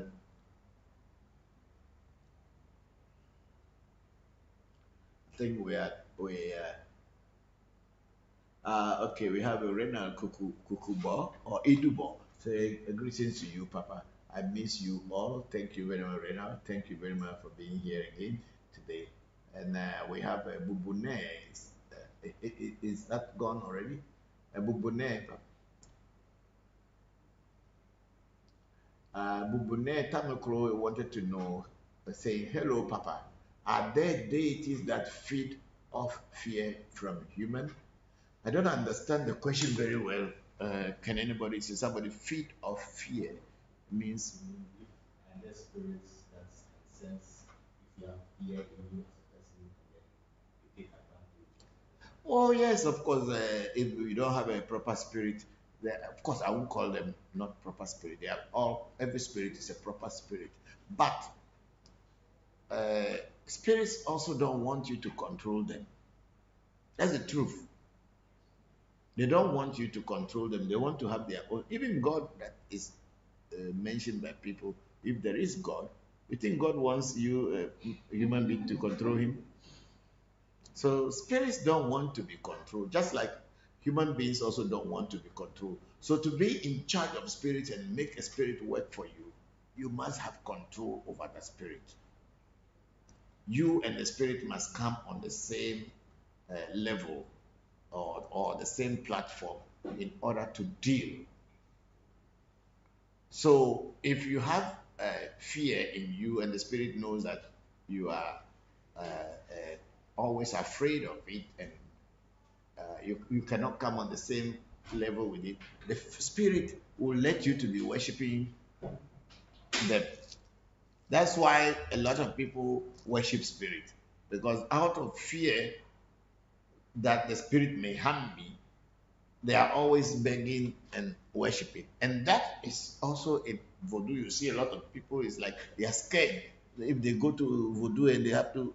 No, no, no. Every spirit, when you are introduced to it, after you are introduced to it, you should work with it and have confidence in that spirit and make the spirit to understand that you are his or her partner on the physical plane.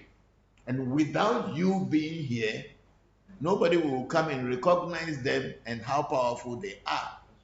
And that understanding must come between you and your spirit. Otherwise, when you are dealing with your spirit with fear and you are always afraid of the spirit can get angry one day and kill you and tell you that you have made a mistake, it's going to kill you. Your spirit should have a common understanding with you. And you must also let them to understand the purpose of you getting them to work with you or why you chose them to work with you. You don't get spirit and become afraid of the spirit you get. When you buy a dog, let me use dog as a sample, and you cannot have a controlling master's voice over your dog will disrespect you. And anytime you says anything, the dog can even try to challenge you, will try to intimidate you. But if you have a dog, no matter how big that dog is, and you control, and you have a voice that can control that dog, and the dog knows who is a master, will always listen to you and follow your instructions. That is how the spirit world is. When you are dealing with spirits, that's why when I was introducing Senna into Jokpata a long time ago, the video is there. And Jokpata was just shaking him. I told him that you have to control it. Tell it to stop. Tell it to do this. And when he started following my instruction and telling him what to do, now the spirit now relaxes and you can now work with it. But if you are a Huno or you are a Bokono or you are a spiritualist and you go into your spiritual room and you start praying and your spirit throw you away, then what about the people you are coming to work for? No, all right. Because if the spirit can throw you the Bokono away, then they are papers. They are just like a feather. They will not be anywhere. So you must have control. That's what I teach my children and teach all the people learning from me, that they need to have control of this energy because they choose to have it. And if the spirit also agree to work with you, there must be a common and a mutual understanding point that we are a master and a servant, or a teacher and a student relationship. There should be that between you and your spirits. Otherwise, you cannot order them to do anything and they will do. If you don't have that control, you cannot send them. He said, even God. Uh, I have my books here. I've written some notes back in 1993, long before I gave birth to said, where I was told that even God, who is in the sky, if there is God in the sky, does not want to be controlled. So power does not surrender itself, but you must seize it. If you don't seize power, power does not surrender itself. And if when you seize it, you must have absolute control over it. Otherwise, power doesn't want to work for you. So people who are with voodoo and it is always out of fear and they are always afraid of the voodoo always will control them. You see that tomorrow your children will be dying and things will be happening. They say the voodoo is angry. Tomorrow they say the voodoo say you need this. But you will be running around in a circle and you will not know what to do. But you are the one who went and got the voodoo. Why should the voodoo control you? Why should the voodoo control you? The voodoo has its rules and tell you, okay, I don't like this, I don't like that, I don't like that. If you want to work with me, don't do this, don't do that, don't do that. Okay, that is understood. But you must also let the voodoo to understand that you are a human being. You are not a spirit. They are spirit. And we as human beings also, we need to live our human life. So what the voodoo tells you not to do, if you do such thing, then don't go closer to the voodoo because your relationship will have some friction. But after that, when you take your bath and cleansing, you can go to your voodoo, you are free. But don't do the things that the voodoo say you shouldn't do, and without cleansing the aura from you or whatever, and you approach the voodoo. The voodoo will say that you are coming to insult it because it told you that if you do this, it will disturb it and it cannot work with you. But why did you do that and you are in front of me? Means you are challenging the voodoo. So if the voodoo has the power to destroy you, it can easily destroy you because you are not listening to its listen. Some good voodoos will not mind you. The only thing is that when you ask them to work, they will not work.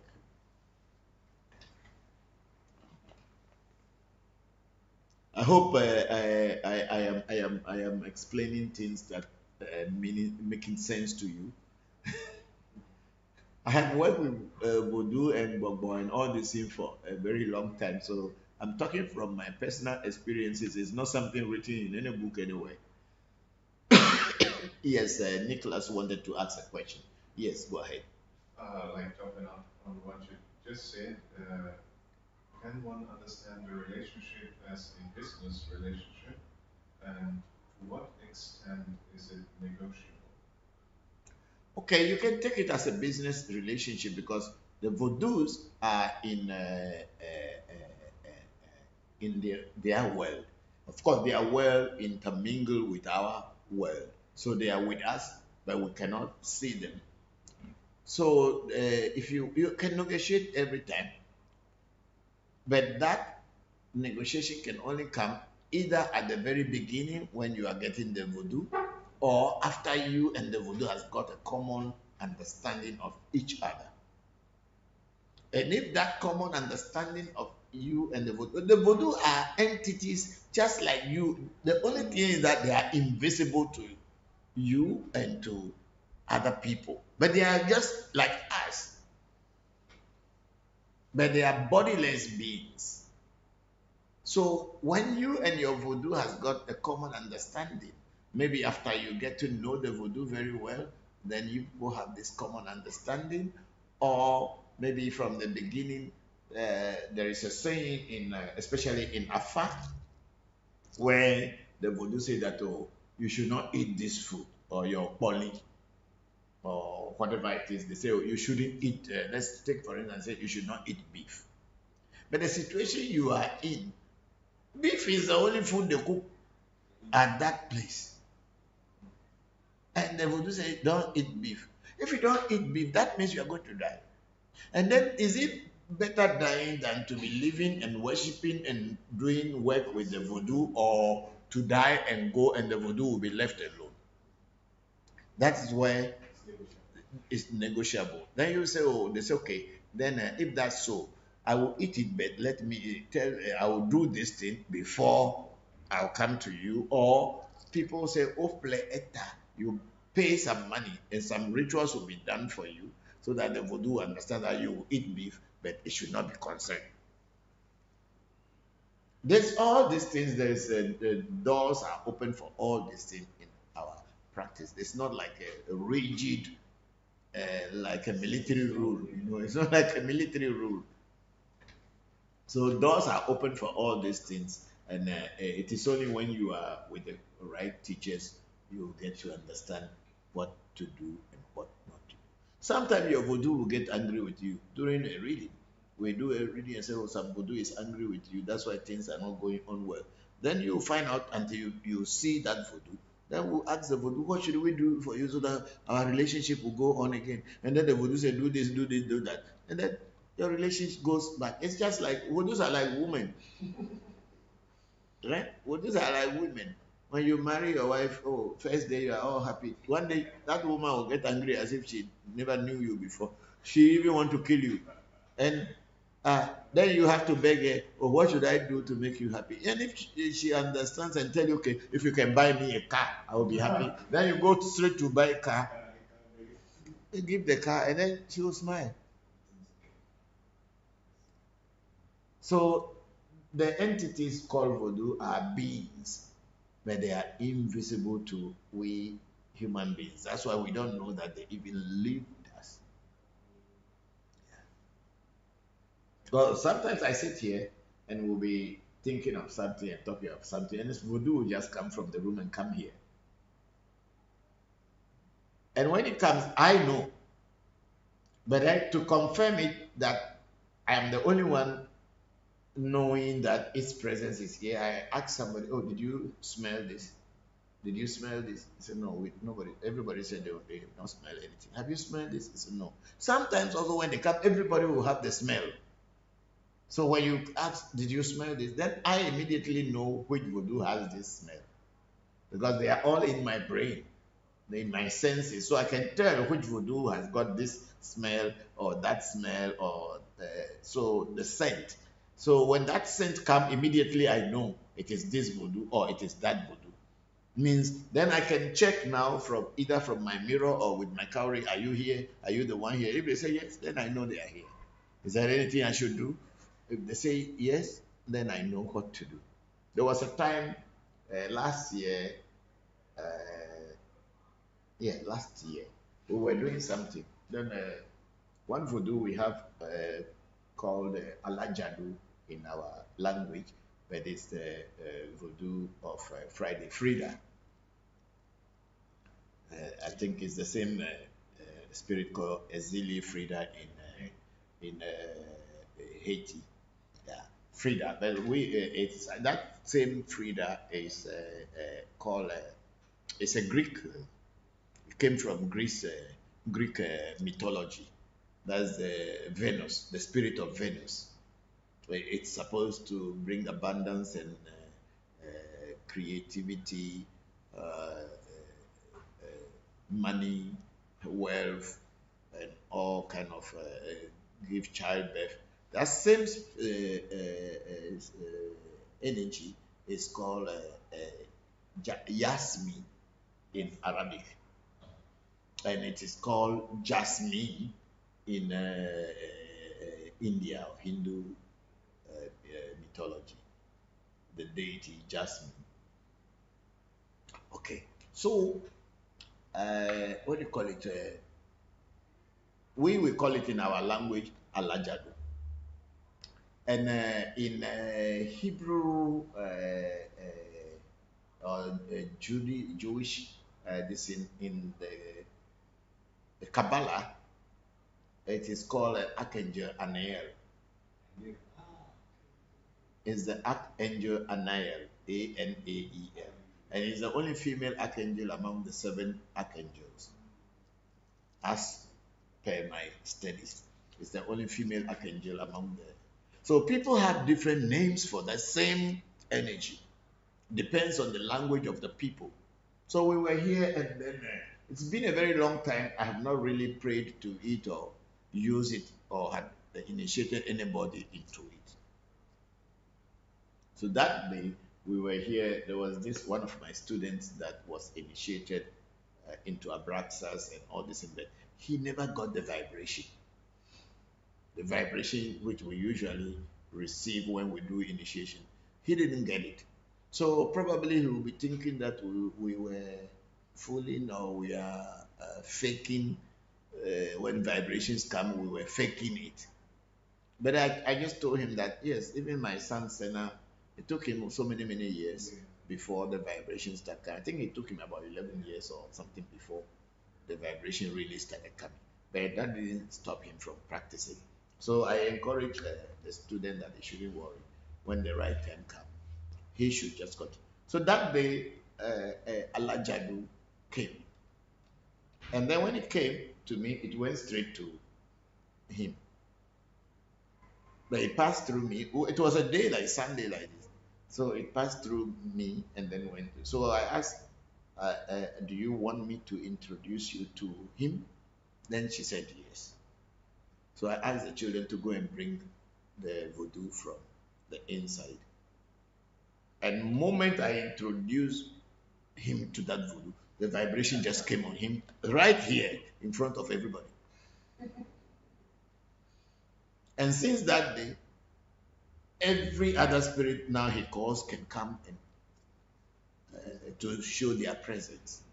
So some of these voodoos are like that. So when you have a voodoo with all these kind of powers, when you are introduced to it, it works for you. The spirit itself can choose that it wants to work with you. They are all entities that are invisible. Only that we don't see them and we think that they don't exist. They are just with us and intermingle with us. So when you have a voodoo and you don't know how to deal with it, and it tells you not to do something and you are still doing it, it can decide to kill you. That's why you see that somebody says voodoo and his voodoo will kill him. He did not. They made the voodoo angry, or he did not follow the voodoo's rules. That's why the voodoo killed him. But you can do things that voodoo say you shouldn't do, but find a way to appease them so that anger will not be there. Just like your wife can even shoot you with a gun. Yeah. If she thinks that you are not doing what she wanted you to do, she can do anything. And in that case, what do? When you know you offend her, beg her, find a way to a common ground to have an understanding. If she wants to take something from you as a compensation, in our culture, if you offend your wife, you have to compensate her. That's what the Eves do. There's a compensation you have to pay, but that will be between you and her. So that's how it is. And I have my nephew here, David Tetra, saying hello, Papa. Hello, David. How are you? How are my small boys, Kosipeku and Seiram, and the twins? My regards to everybody. Thank you very much. Then we have Lustig is saying, Papa, good afternoon. Lustig, good afternoon. How are you? Then Renal Idubo is saying, God bless you with more wisdom for the awakening knowledge you are giving to us. We are humbly grateful from my heart. I am. Thank you very much, Renal Idubo. I'm very grateful. And then David Tetra is saying, my regards to all and keep the good work that you are all doing. A prayer for us on our behalf. Okay, I'll pray for you, David. Thank you very much. And we have Hilarious Obas let's see, Sabinus saying that regards to all. Hello, how are you, Hilarious?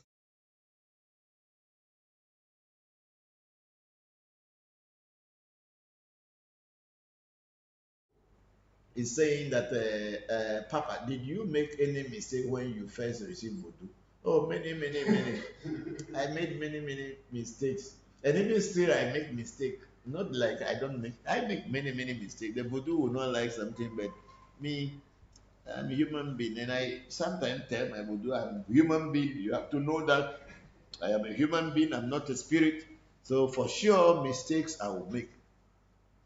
And I won't say that because I make mistakes that I cannot work with you. Tell me your ways so I will know how to walk with you. That's how I deal with my mistakes. So when you first receive Voodoo, or did your teachers prevent you from making mistake with the Voodoo? Teachers cannot prevent you from making mistake with Voodoo. Because when Voodoos are with you, they become part of you. When you are initiated into them, they become part of you. And you cannot do anything in secrecy that the Voodoo would not know. Because it's not like going to church before you see God, like what Christianity and other religious people do. That when you, it is only when they go to work before they believe that, they go to church before they believe that God is there. So that when they do other things in secrecy, then God doesn't see them. No, it's not like that in our tradition. Once you are introduced into Voodoo, the Voodoo is 24/7 with you. Everywhere you go, every second it is with you. So there's nothing you can do in secrecy that the Voodoo or your, once you yourself you know, the Voodoo also know. So it's not like you can come to the Voodoo and pretend as if you haven't done anything. They are with you because you swallow their seed. They are inside of you. So there is nothing you can do to hide from them. When you make mistake, accept your mistake. When you break a taboo, accept that you have broken this taboo, and then find a way to neutralize yourself or cleanse yourself so that there will be a peace between you and your Voodoo. There's nothing you can do and hide for them. Say, for example, not following taboo restriction. Yes, of course, I have broken many rules because I have too many Voodoos with me. Even this 3 days ago or 30th, when I brought all the Voodoos, not even all, not because some we cannot bring them out, not even all Voodoos. When we brought them out and they were all here, I don't know. That's why I'm saying the children should get the videos so that you see. Then I was asking and telling my children, how come one man can get all these Voodoos like this? This is not too much. And I say, Papa, I don't know, it's not too much. I say, one man. See, every Voodoo here is Voodoo on its own, one by one. And when you look at the trees, there are just too many for one man. Of course, I did not acquire them in one day. It is over the years. And if I see this Voodoo working and I like it, then I ask to initiate and do its things and then get initiated into them, pay the monies that are needed. So over the years, I got all this plenty Voodoo, but then I'm asking myself, how come one man got all these plenty things? Eh, and keep track of them, because you have to know their names and you call their names, and when you know their incantations, and each one has his incantation totally, what they eat, what they don't eat, those who drink alcohol, those who do not drink alcohol, some they only drink a sweet drink and all this thing, and some they don't take any drink at all, only you have to pour perfume oil on them. So you must know all this inside your head. So we were all laughing, say, ah, it's too much, it's too much. So I have too many vodus, and I don't know how many taboos I've broken with them, but I made them to know that I'm a friend, I'm not an enemy to them, and I'm not looking at myself as I'm bigger or better than them, and I also understand their spirits, and I respect them for playing the part they are playing in my work. That's it. So for my spirits, yes, sometimes they'll tell me that, oh, I did this thing, so I have to bring that, and I do. So yes, vampirical. Yes, I have broken many rules, and maybe I'll still break rules. I'm not saying that I'm perfect. No, no, no. I'm not a perfect person. But I'll continue working with them, and as long as they agree and understand that I'm a human being and we are working for the benefit of humanity, I'll continue working with them, and I believe they will continue working with me. I don't know whether they will get angry and go, but so far there are certain voodoos that were working with me, they left. It's not because I made a mistake, but I had too many people in my house, and the voodoo was catching a lot of people. So in my absence, people try to neutralize them because of fear that there are some voodoos, when they catch you in my house, you can't walk. You'll be walking like a animal with all your legs, and they see on the ground. And very physical, everybody will see. You can't stand up. You cannot stand up. You have to walk like that, like a goat. So I think people who were living at the shrine were doing so many things and they were scared. So and the voodoos are outside, so people can go and do something, or go and learn from somewhere. Or if you do this in the voodoo, so those voodoos are no more active. But I have not dismissed them, because I know that with time they'll come back again and work with me. So let's see who is at the bottom. We have Kwame Jones. Yes, hello, Kwame. Greetings, Papa. Greetings from Guyana. Thanks for sharing your knowledge. Thank you very much, Kwame. We thank you also for joining us. So where are we now? Togoji Beza was the last one on YouTube. Do you have anybody on Zoom? No, we don't have anybody. And anybody in Clubhouse that wanted to say anything? Are they cooking my food? Where have they reached? Good. The goat soup is ready. Hey, say Bokono should not eat goat. Me, I eat goat too. If I don't eat, because there are some joker or some voodoo like koku, koku voodoo, the ones that are using the knife to cut themselves and sometimes put a hot metal inside the fire and put it on their tongue. Those people, for them, goat is taboo. So that's why I'm not in them. Maybe the day I join them, I will stop eating goat. For now, I want to eat goat meat. Mm. Oh, what you like is what you enjoy. Yes, hello. Yes, Papa. Oh man, I think it escaped my mind. Excuse me. Give me a second. I'm sorry. Give me a second. No problem. No problem. I was Baba. listening to you talk about the goat, trying to retain my question at the same time. The goat. Give me a second to retain my question. No problem. No problem. No problem. Yeah. No, because some people don't eat goat because they go do the get. If you eat goat and you use that knife, you cut yourself. Even the pot in which goat is cooked should not be used to do their cooking. Okay, I have it whenever you are ready. Okay, go ahead, Baba Waki. Okay, it is the herb. I want to know what it is called in Vet Udun or in your area, and what are the many purposes. But it is like the herb that in normal in West Africa they use as a sponge or a bath. It looks like um, it's like it's beige. It's a sponge, but they use it to bath with, to bathe with. Are you familiar with what I'm talking about? Yes, I know what you're talking about. Is it the one that is looking like a cucumber, or the one that is just like looking like what do you call it? Is it they pound the Like herb? grass, the one that's looking like a whole bunch of dried up grass. It's look like grass.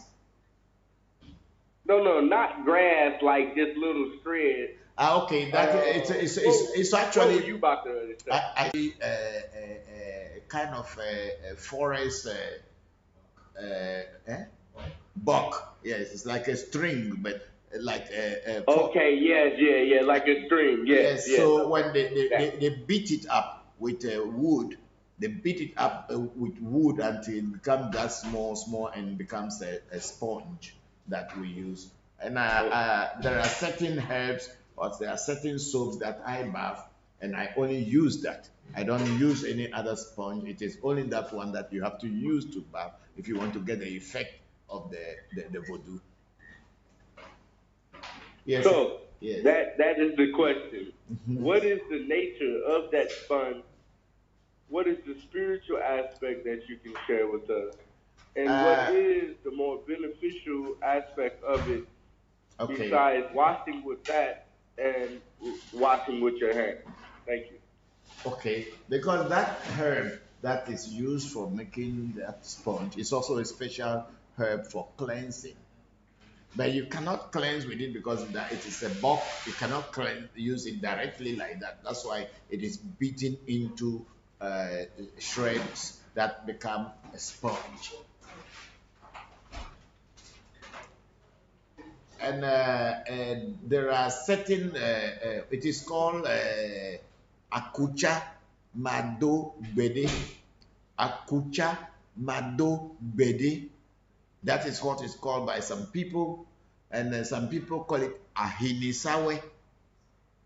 Ahinisawe. That's how it's called. It's a Akan side. It's called ahinisawe. But then in Ewe, it's called akucha madogbedi. It's a very special herb that is used for cleansing or used for spiritual baths. So uh, I don't know why, but it is powerful. That's why there are certain baths you bath and they will ask you or you'll be told to use only that one to bath if you want to get the spiritual effect of what you are doing. So apart from that, that's what I know. Some people even chew it like brushing their teeth. They chew it and swallow the this and use it to clean their teeth. So it has some herbal medicinal this in it too. So that is it. I know what exactly you are talking about. I think Kofi, do we have some in my yeah, we have it. Marina, Wako Akucha Madogbere, Eyele Johome. That's why it's Akintola soap. May those people who are see they can see.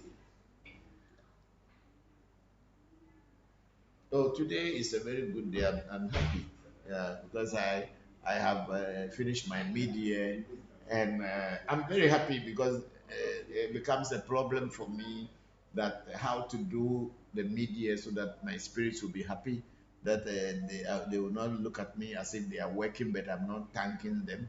So each time the time is coming, the 31st December and mid 30th of June, I always was worried. But this time, everything went so quietly. I was not stressed, and it just went. And immediately after the rituals were over, oh, actually, yeah, yeah, come on, check and okay, last time we used some to wash somebody. If that same sponge, there's a key I have when somebody is in jail or someone is going to court somewhere, and I wash your head with that sponge. When you go to court, they will release you. They will release you.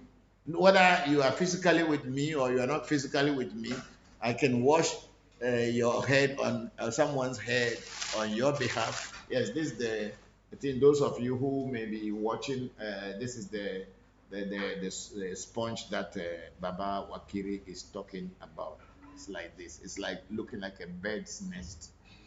Yeah, but it's not a bird's nest. It's a sponge. It's a beaten out of some wood or some a twig in the forest or whatever. Yeah, this is it. So it has so many spiritual keys. So this one, they use it to wash your head before you go to court. When you go to the court, even if you are the one who is wrong, you will win the case. Okay, okay. I think I've shown it already. So Okay, we are ready to write the ingredients down.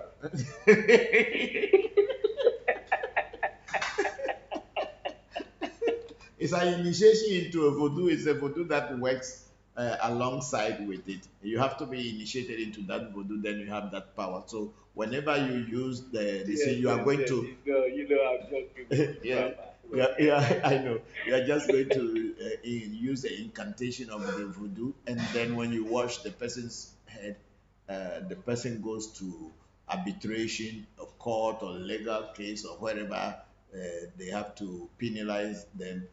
They won't. They will just tell them to go free. We have tried it over the years, over the period of 15 years. We have seen results. Voodoo is something that no one can really understand.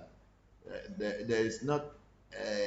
Your understand can only be when it works and you see the results. That's why I always say that voodoo is not a faith-based spirituality. But our big sister Oluchi was laughing when I said that I like goat like soup, so I don't want to get initiated into any voodoo that you say don't eat goat. Not now. Maybe later when they say they don't like goat, then me I like goat. Mm.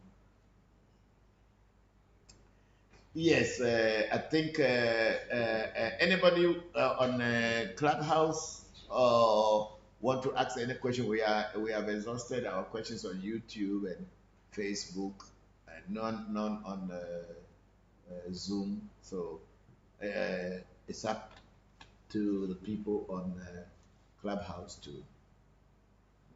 ask some questions.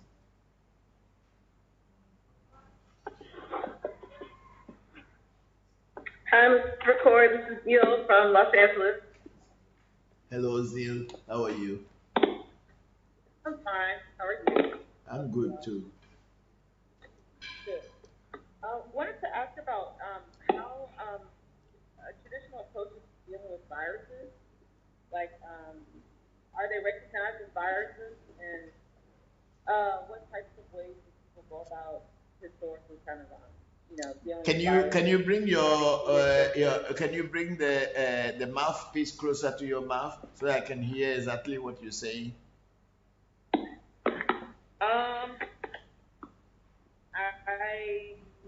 Can you hear me better now?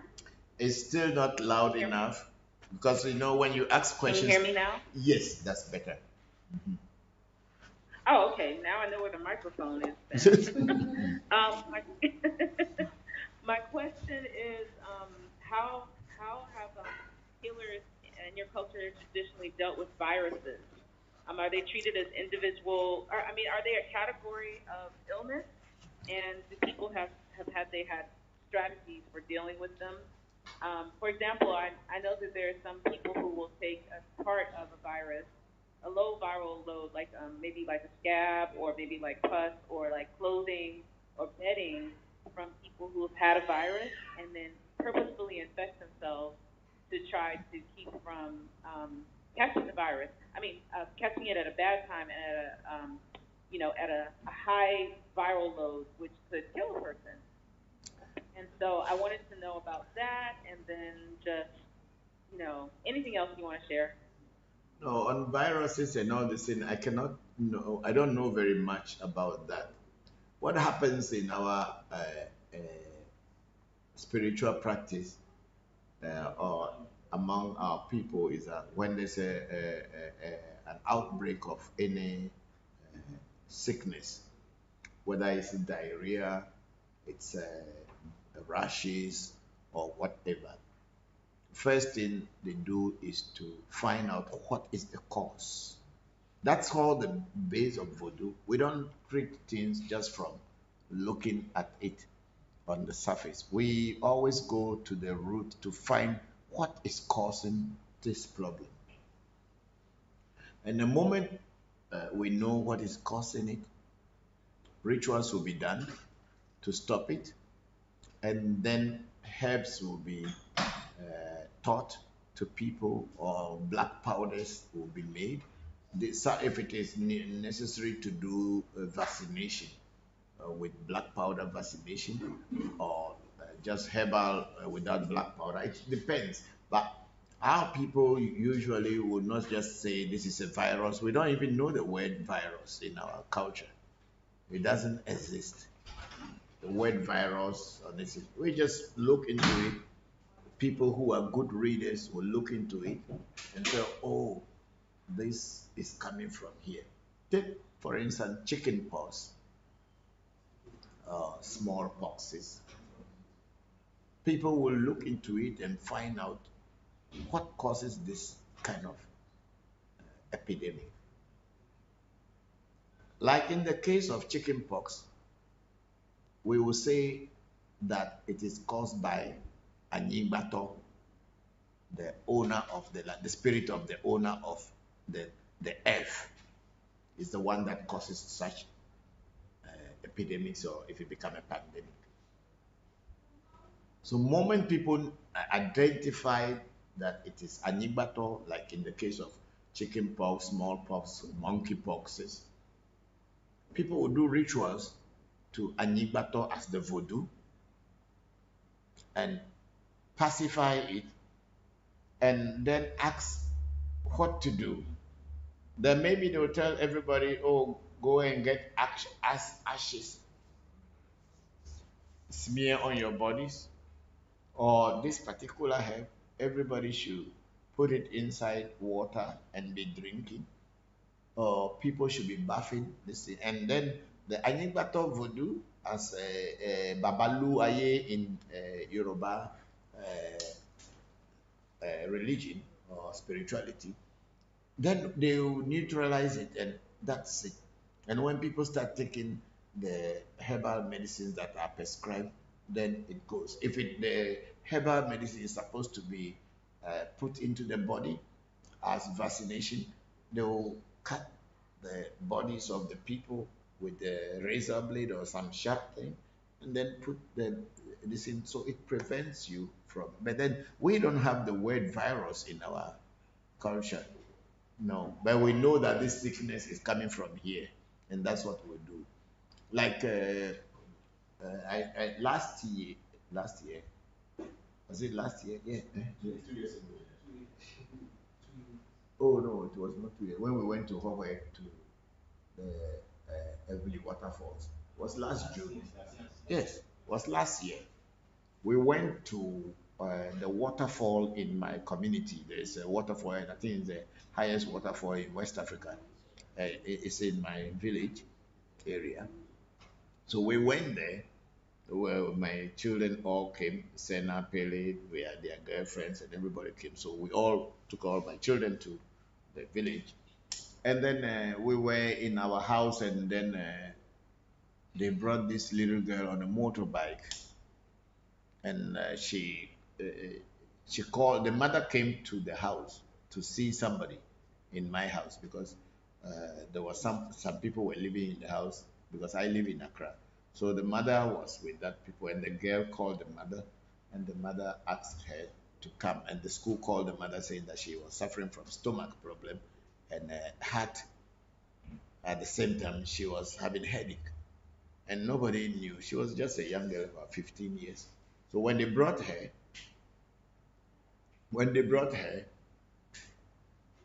immediately we realized that it was a witch attack. Of course, she was vomiting, she was rolling and on the floor and all this thing. But to us, it is not a virus. So we don't look at it as a virus or some germs or whatever. We saw witch. So I asked the children that I was going to teach them something today that I have not taught them, and it is practical one, because when you practicalize things, people don't forget. It remains forever. So I asked them to go and look for some leaves. We mashed them, sieve it, and we put it in one cup. We took the girl to the back of the house. So I gave them the incantation, and I asked the person who is the healer to drink the medicine, not the sick person. And immediately after the person drank the medicine or the herbal preparation, the person who was sick got healed without the sick person drinking anything. This is voodoo. And then it became, all the children learned it, saw it happen, and the child. And then some people in the town saw the girl, how she was before they put her on a motorbike, went and reported to police that we have brought somebody to our shrine to kill. So the police came with gun and all this into the house. That they heard that we are keeping somebody here, restraining somebody, and so that time the girl was already okay with the mother. We were all eating and drinking, and that's okay. Okay, they should go and look into the rooms and see that. And they also they killed somebody and they bury in the house. Yeah. The police went and all said they didn't see anything. I even told them to enter toilet and bathroom to check.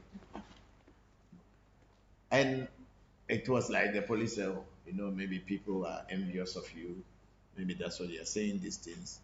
So I don't live here. I only come here once a year. And when I come, I will spend maximum 2-3 days here and go back. So I don't know why people should envy me. Maybe they are watching me or they are hearing about me and they heard I'm in town. And then the police came and confirmed that there was not anything like that. Then a few days later, I left. We all left for Accra. Then the police called me that actually there was a girl that was missing sometime, but they found the girl. So there was nothing that these people, they just wanted to smear my name with this. So for us, we don't look at, say, virus like the way America and the Western world look at it. We will look at the root to see what is the cause of the problem or the sickness. So we don't have anything like to say that, okay, I know they say there are certain cultures that people use somebody's take some fluid from the person. I have not seen my people doing that yet. And the people who taught me have not taught me in that way. They taught me, when you see a problem, ask the spirits what is the cause. And if the spirits are able to tell you what the cause is, they will also tell you how to solve it. And then if you're able to understand them, you follow their direction. Voodoo is like science, but it's not science in the modern science way, whereby you are looking at virus in the laboratory to see which virus is working. We don't do that. We just want to find out what is the cause of the problem, because everything has a cause. Like the coronavirus, they say some virus escaped from some Wuhan laboratory, whether that is true or is a political thing, we don't know. But we saw a video also that spoke about people trying to reduce the population of the world. Who knows? But before COVID came, we were doing a reading here and we were told that there's a sickness going to come, so we should do certain things to block it from coming into our house. And asked us to, it says the sickness of Anyigbato, the Voodoo Sakpata. So they asked, it was Senna who was doing a reading and he was going to Asia. So they told me to do whatever. We have to crack kennel this in to put at our gates here, my gate here in our residence, we put at the gate so that they cannot enter. And that's what we did. And he went there, and then the sickness broke out. He could not have chance to go to do his master's in physical discipline, but he did it online. He graduated about 2 weeks ago. And we just knew what was happening. We don't really know what exactly is going to happen, but they told us there was something coming like this, so do this, do that, and we did. So for us, you see, when Zeal, when you are talking about voodoo, it's not like book knowledge. Oh. It's not something that is written in book and you go to laboratory and take a microscope and look at it. It's totally a different thing. You cannot know how it's working, but it is working. So when you want to look at voodoo, look at from the abstract point. It's not something that is physical, but it can work physical when you know how to do it. So maybe if you are writing a book or you are trying to teach people, let them understand that voodoo is not like a physical thing, but it works. It's like internet. You can't see the waves. It's like a radio. You can't see the waves, but when you have the correct, you have the correct tools and devices, you can trap these things and you see it working. That's how voodoo works. Okay. So what I think I heard you say was that, first there will be rituals to determine where the what are the causes of the virus, like why it's happening, and then rituals get done and maybe medicine gets prepared for people to take. So Right. as far as you know, don't you haven't experienced, you don't know of any in your culture ways of doing sort of like crude vaccination. I mean, that's basically what it is. A sort of like, you know, mm, vaccination without needles. It's just doing it in a very more natural way without No, chemicals or vaccination, anything. when we do vaccination, it's not like we don't use needles, or sometimes they will use needle, but it's not a needle that pumps the medicine. It's only to make a scratch on your body so that your blood can flow out and the medicine will be put into it to able to for your body to be able to absorb the disease into your system. So we use a razor blade or some sharp object. Some will be said, oh, you shouldn't use any metal, so they should use a broken bottle to cut you and put it inside. Whichever way, it will all come in the search, which is the reading that we do. They will tell you what to do. And when the black powders too, they will tell you which herbs to put together, make them into a black powder. Some people will drink it. People will drink some, and then some will be vaccinated or put into the a place that is cut very slightly, and then it will go into the system. Sometimes you will be asked to cut all the joints of the human being, all the points where the bones join each other. You cut at that point, and it goes into the system. So it is not like it is without needles. Sometimes you use needles to just to punch the place, and then once the place is punched and blood, a little bit of blood is showing, then that medicine is put in. So that's how it is done in our culture. Interesting. Okay, I saw in a movie during it was set during the slavery era that an African American woman did that, but um, she included something that would make a person catch the virus, but just so that they wouldn't probably die from it. And so it was like a way of trying to prevent yellow fever. And so then I looked it up, and there were all these different methods that were used in Africa and sometimes around the world. And so China has a way of, I think, inhaling it. inhaling like the virus to kind of keep a person from catching it. So I just wondered about, those types of traditions. Okay, our tradition is first to do a reading to find out what it is, what is happening. And then it is through the reading that the answers will be given, how to handle it and how to overcome it. I think, Okay. okay, thank you very much, Zil. Thank you for that question. I think some time ago we were talking about something called alloply. Alloply is a sickness, but it's not a sickness of its own, but it enhances whatever sickness you are sick of. You already have it, Yes, it boosts that sickness, and alloplay usually happens when two friends share a common partner, like a man and another man. They are friends or they are family. They eat from the same bowl, they drink from the same bowl, and both of them sleep with the same woman, knowingly or unknowingly.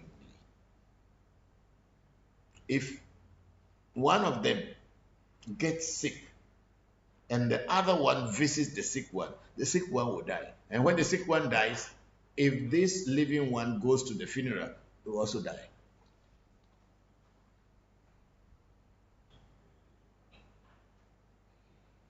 This is not in Western science. That's why people just run around with anybody's woman anyhow and then go behind and then come back and eat together and drink together. In our culture, you do it and if I locally catch you, you die. And maybe even that people are dying but they don't know. God, what causes alloplay is that the sperm is life. And like two chickens who do not want one chicken to male chicken to cross the other is the same. I don't know whether you have seen chickens, male chickens and a female chicken. If one dominating chicken sees another male chicken trying to cross another female chicken, that male, the dominating one, will rush and stop it from existing or from continuity. Because if you have sex, you procreate. And if I don't want you to continue your generation, your lifeline, then I have to stop you from having sex so you will not continue. So in male chickens, you can see that, or in animals, you can see that they will fight each other. The males will fight each other over a woman, just like in human beings do the same. Maybe in today's world, people don't hold big feast and fight, but people find other ways to eliminate their rivals. Is it not? So there is this energy which enhances sickness called alloplay. So when you know or you don't know and you do that, what happens is that you have to, the two of you people have to be careful. Otherwise, even if one person has a cut or a wound or anything, and the other person attend to it, that alloplay will jump into it, and this wound will not. And if you don't know, it will take you to your death. And if the person who got sick and died, and the other person didn't know that it is these energies that are fighting rivalry, goes to the funeral, he or she too will die. These are things that happen. But the Aves have a way to neutralize this. You know, I think it's in the car. Bring it. So for me, when my children get to certain age from about 14, 15 years old, I do that. I neutralize this so that even if they know or they don't know and they have anything like this, because sometimes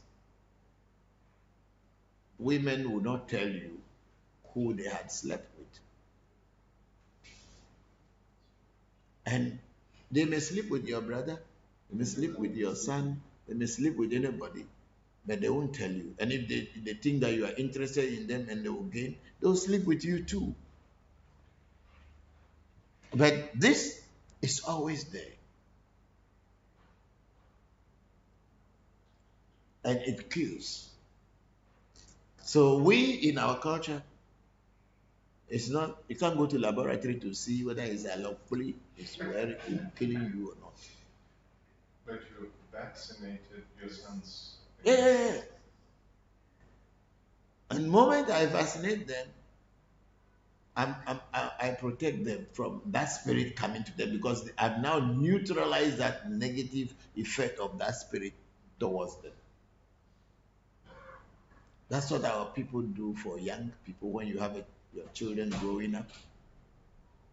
You do it for them because even my daughters I do, so that they may not know a man had slept with them, and that same man might have slept with their friend or whatever, and they will be eating together, drinking together, thinking that they are all having the same mind, and something little will happen and somebody will die. So I do vaccinate them all.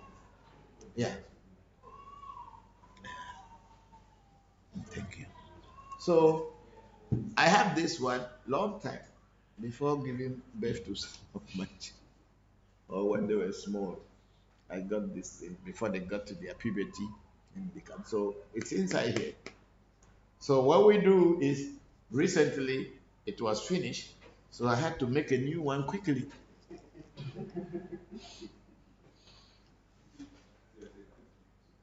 I had to make a new one quickly. These are the things that we call use for vaccination.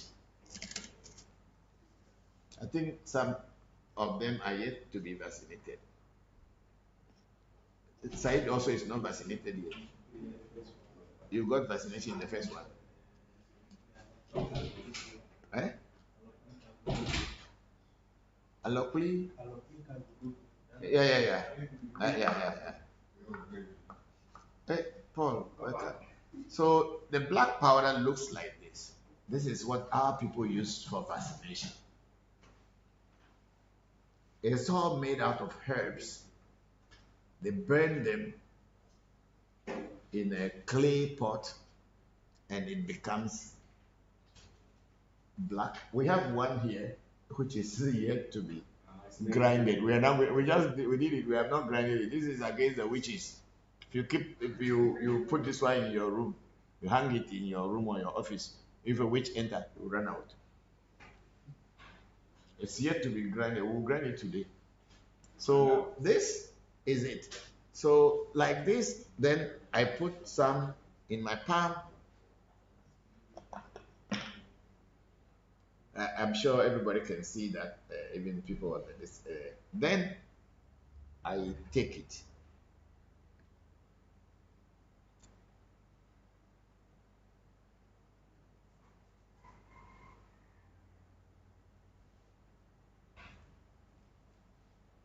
So when you take it, but before you take this, if the person is trying to protect you, they are supposed to give you the power, the seed of this energy, the spirit, so that you can now become one with that energy and it's with you.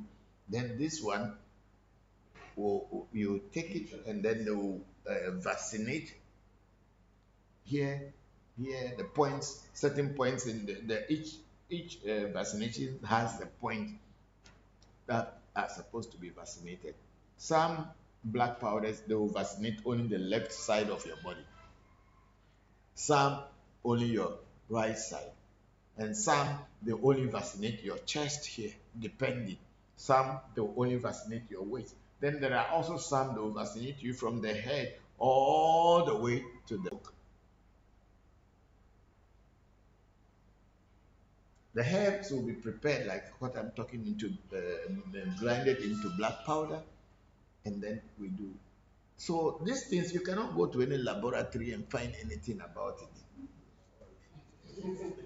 No, that's the truth. You can't find anything about it in the laboratories.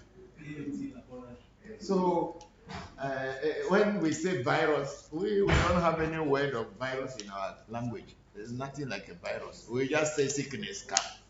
Say sickness come. Say which sickness? So the sickness is killing people. Finish. What do we do to stop it from killing our people? That's what we will talk about. And then once they do a reading, and the reading say it is this kind, go. If it's a sickness that is going to kill people, if it is something that you cannot handle, this the spirits will tell you that this one you can't handle it, so back off. They will tell you what you can do to protect yourself that it doesn't catch you.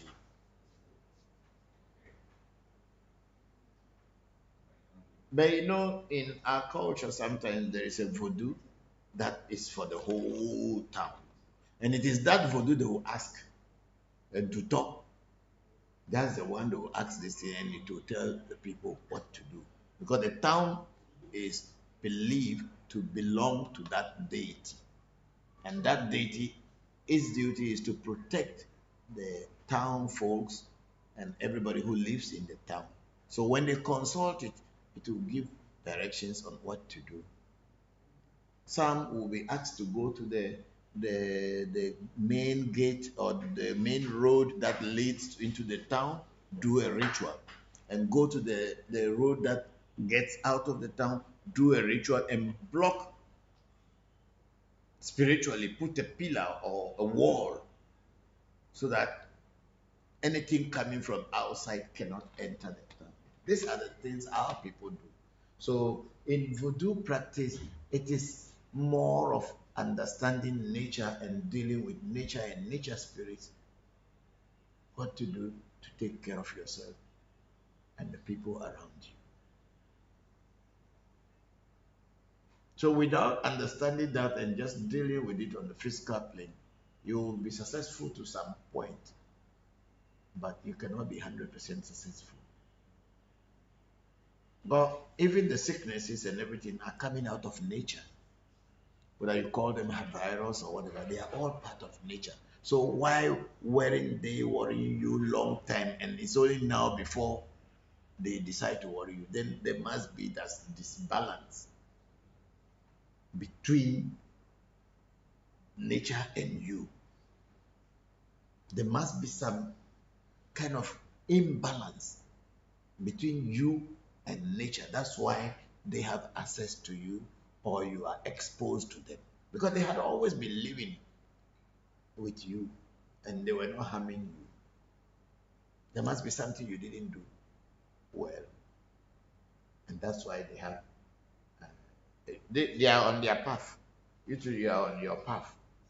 Maybe you cross their way. And that's why they come to attack you. You don't cross their way, they are on their way. So this is what our people do. Knowing what is wrong, what is the cause, how can we solve the problem? Finish.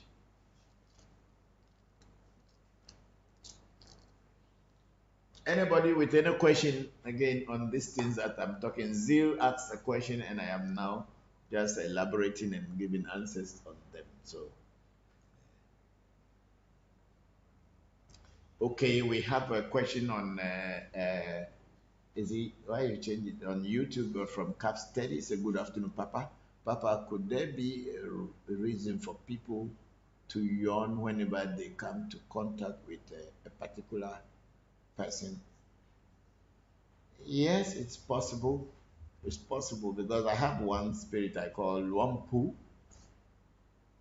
Luampu. Whenever I am doing a reading and Luampu comes, I have to start yawning. And it is through yawning that I know that he is the one who is coming to help me to do the reading or to give me the information. Because the moment I start doing reading and I started yawning, then I know that spirit comes. So also people can, and this spirit I got from Thailand. It's a Thailand voodoo that I work with, Luampu. Thailand, yes, it's from Thailand.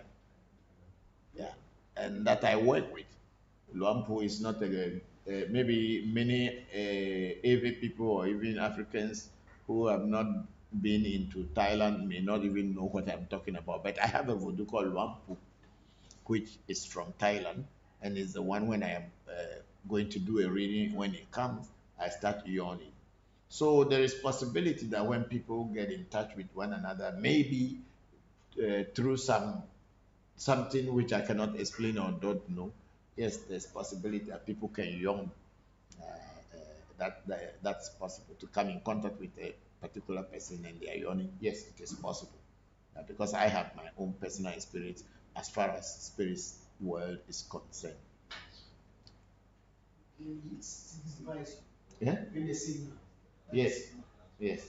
It's a signal. Yeah, it's a signal. Yes. Somehow they give you a signal. Yeah. Let me see Facebook and see if there's anybody there, and let's go. Papa. Yes. Shamba. Yes, Papa, I remember when you were making a kind Yes. for me, and we were in the room, and when you started to put all the things together for a kind, we all started to get tired and Yes. start yawning in the room. We started yawning. Okay. So in that case means when we were putting the heads together, that means we are now putting the energy, we are bringing the energy and we became tired and we started yawning. So that means we are inviting an energy at that moment. So the spirit is coming and it's heavy and it makes us feel tired and start yawning. Yes, so energies, that's that too. Yes. Thank you very much, Shamba. Yes, thank you, Papa.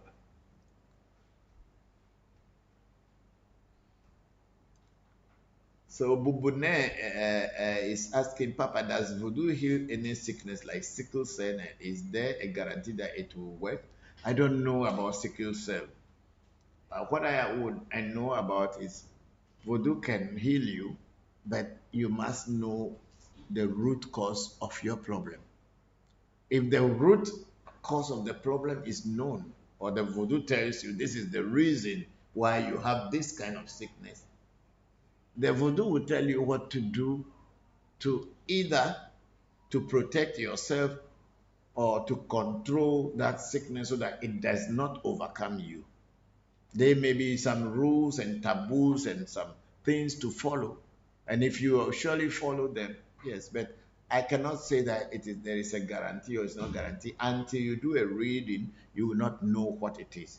And then if the reading is done and by a proper person and the voodoo prove itself that this is the cause and this is how you should go about it, of course you will survive even if you have sickle cell for a long time. It is only knowing what is the cause of a particular illness or sickness or ailment that alone you will be able to know how to get away from it. And I think it's even in modern science. Otherwise, when this COVID came, every laboratory has gone into business by trying to find out what the COVID is and what can stop it. And finally, they came out with medicines that you have to take injections and vaccinations and whatever. And now, even I think in Ghana, if COVID catch people, even we are not too much afraid anymore because people know which medicines that the hospitals will give you to control it. But then in the very beginning, people knew nothing about it, so it was killing a lot of people easily. But as the scientists and people went into work, they studied it and they knew the type of virus that it was or it is. And then they find the antidotes to it, what can stop it or prevent it. And then they gave us vaccinations, and everybody is taking vaccinations so that we can be, when it comes into our system, we will not listen. So that's what it is. Because like in Africa, like snake bite, it's a very common thing. It's killing people a lot. But you know, we have anti-snake bite uh, medicines. It's not made in the hospital. It's not made in any science lab.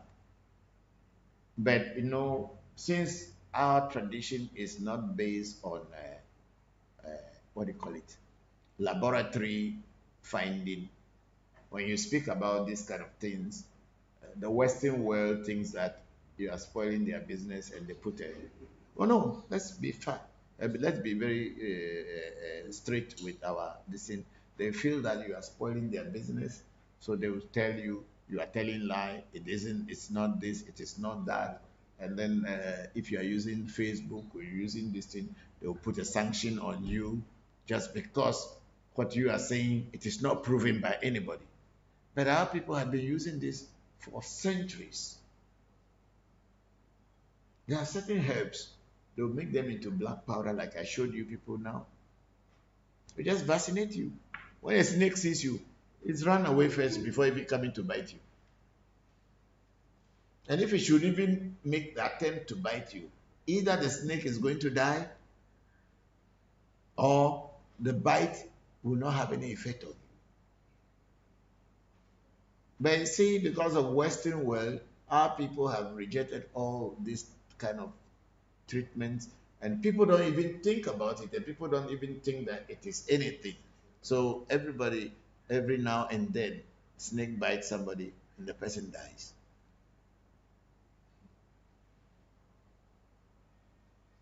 Yeah, because our knowledge is not a knowledge, because it was not proven in a laboratory, and nobody has written any medical documentation on it, so it does not exist. We are backward people. Oh yes, that's what we were made to understand, and that's what majority of our people will accept. When you dress up in a coat and tie and wear Western shoes, and you are going to church, you are going to worship God. God will accept you. And if you are wearing a tattered clothes or putting a lion cloth around your waist, no, God doesn't like people like this. Yeah, so we agree. We accept. Yeah, no, no. Our knowledge is not a knowledge because it was not proven by the Western world. But it's okay. Those of us who see it as a knowledge and wisdom, we stick to it and we are getting its benefits. Yeah, so we are now 5:59. Okay, 6 p.m. So we have worked almost 3 hours. Is it up to three? 4 hours. Ah. Oh, okay. Me, you people were playing the team before I came, so I have worked for 3 hours. You people work for 4 hours. So Dennis Beloved says, I love your wonderful teachings. Oh, thank you very much, Dennis. Thank you very much. I'm very grateful. I think there's some under again. We want to go back to our roots. Yes, some people want to go back. Some don't want to go back. It's okay.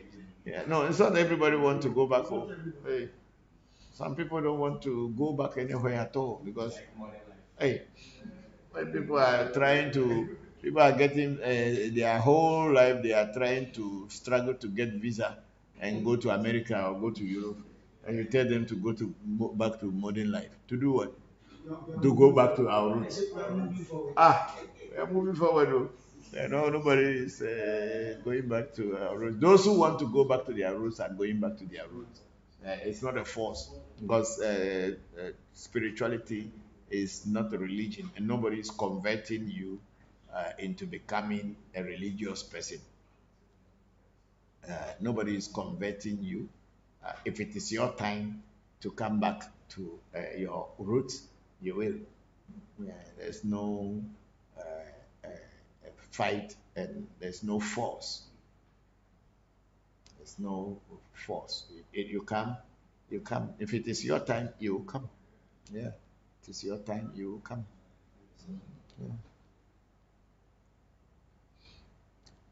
Okay, somebody is Baba Wakiri is still waiting and is see the video is lagging. a lot. Maybe it's our Baba Wakiri. I think it's our network, probably, or maybe your network. I'm not sure, but I can also see. Yeah, it could be.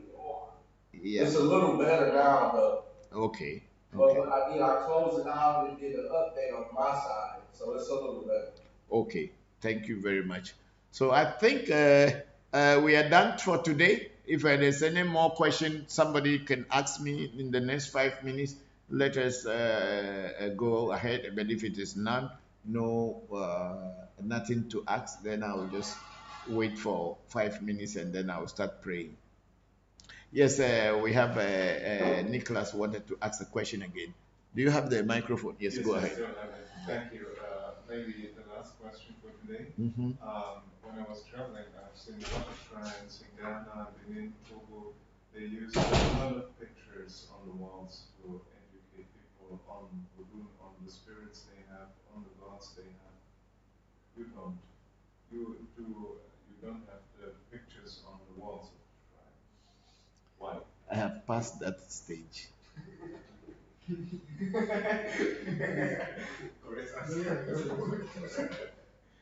When you come into my house, how many voodoos you see?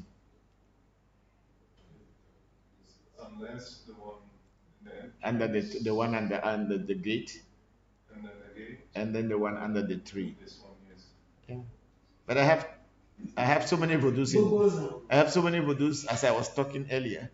I don't need to paint voodoo on my wall to let people know I have voodoo. You know, before I think about 6 years ago, I don't even advertise myself. I don't have a banner or anything. But people come to me and I work for them. And if I work for you and you get results, you will tell somebody.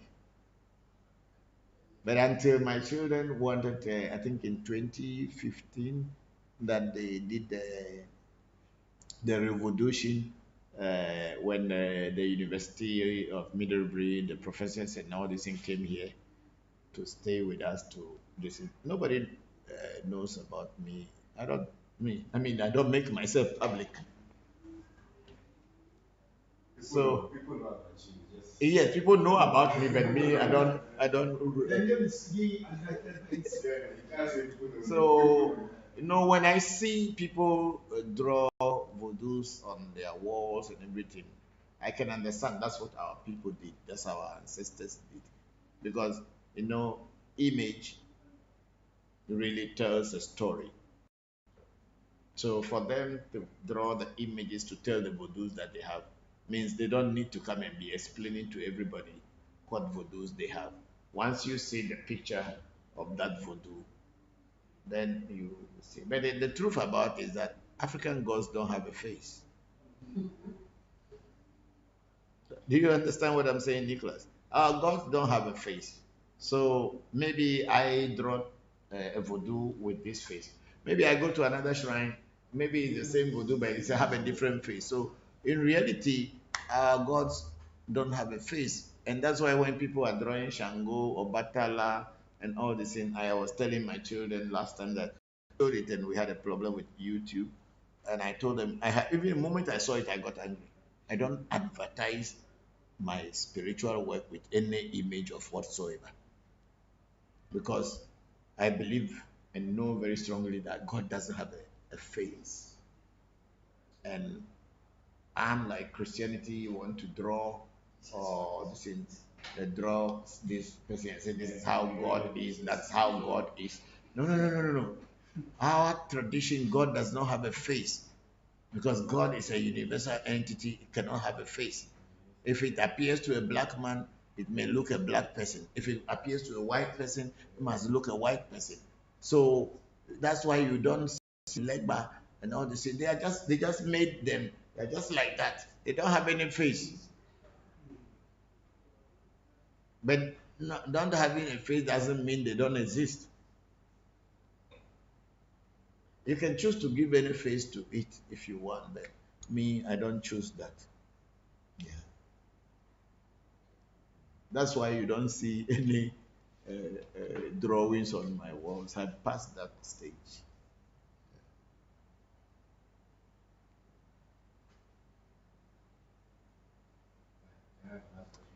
Yes, if David, ask your last question. So we are within we are past the 5 minutes now. But ask. Thank you, Papa. So my last question, I wanted to ask about foreign language. Yes. I've learned from you and as well Sana and Oli in terms of foreign language. And I wanted to ask, this question always Comes into your mind.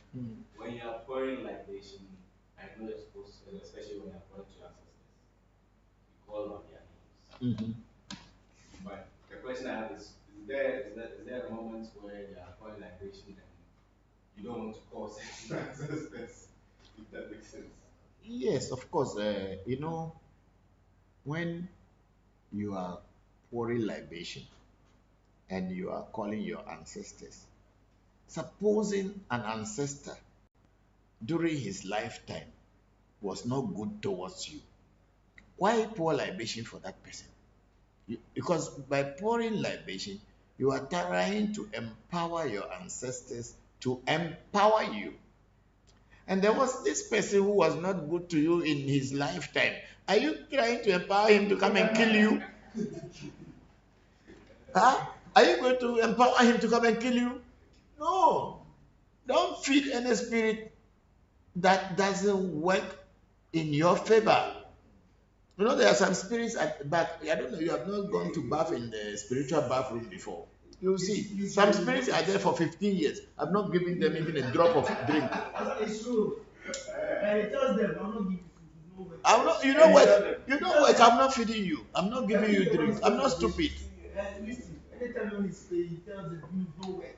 He will not give you food. Oh, wow. Then open your ears and listen. Why should I feed you when you are not working? Me, I'm not dealing with spirits in a religious way. Oh. If you don't work, you don't chop. Serious.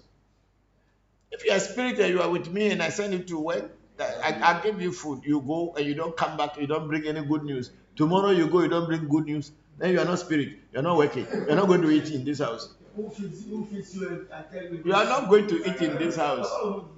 Maybe the person, go to the person who I got you from, because I paid money before getting you. Go to that person, let the person feed you. I don't do mistakes in that case. No. I am very, very clear about what I am doing in spirituality. I'm not doing like what do they call it? Trial and error. That's not the kind of spirituality I'm doing here. I'm not doing such kind of spirituality here. Because the reason I also ask is, when you're praying, you're told to keep a clean mind, whatever it is. But there's also the aspect of spirituality. You are empowering things or your ancestors' energies to empower you and help you on your plan. So whenever I think about it, I'm like, what if this ancestor doesn't like you when you live? Just because he's your ancestor, do you have to fall like this? But if you don't know them, yeah, that's different. But if you know that this one didn't like you before he died, don't give him more. Don't give him anything. I mean, some of my cousins, when they were alive, they even wanted to kill me. They died. They are dead now. I will not drop a single drop for them. If we get to their portion, I'll drink myself.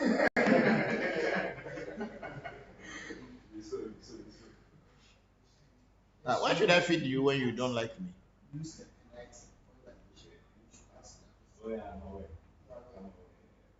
So, if a spirit is with you and that spirit doesn't work for you, you don't see any gain or benefit from that spirit, why do you keep pouring libation for that spirit? You don't have to. We pour libation to spirits, to our ancestors, to be strong enough to empower us. But if they are not empowering us and there's no gain from them, then you know that that ancestor is either no more existing in the ancestral world, or that spirit is not a spirit. You know, sometimes people will deceive you and give you something and say it's a spirit. I have also had those experiences.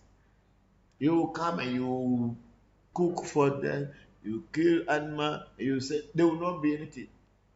One day I'll take you. I threw them all in one corner. I threw them all in one corner. If I'm giving dream, I jump over them, I not give them. One thing, I've not decided to pack them out of the house and go and throw them away yet, because there's also a process of throwing spirits away. That's why they are still having some shelter. Otherwise, they will not even get shelter. No, I'm not joking. That's the way I deal with my spirits. So if you're a spirit with me and you cannot work with me, you don't have to be with me. Can they get angry with you? Why should they get angry with me? You are not working. What anger can you get with me? I brought you home for you to. I paid money to get you, to get initiated into you to work with me, and you are not working. You get angry with me? Who born dog? You cannot get angry with me because I did not harm you. I didn't do anything bad. You are the one who is not fulfilling your part of the agreement. So what anger are you going to get with me? That's why I said that fear that people have when they are doing spiritual practice, that they are afraid, the spirit will kill you. The spirit is not working and it's always blaming you. And you are afraid. If it is a real spirit and it starts controlling you, if it wants to hurt you, it can hurt you. But if the spirit knows that you are hot like garam masala, hot spice, it's in Hindi. They know you are very hot spice. They don't joke with you. I mean, my own children, they know me. If I get angry, you have to know that this man is angry. Yeah, so there's a way I deal with spirit, the same way I deal with my children. If you are my child, you are not doing anything and you are not contributing anything, I'll just cut you off. I'm not saying come and make money for me, but I want you to learn and know what you will live your own life on tomorrow. That's to my children. And if you're not showing the interest, I'll just not mind you.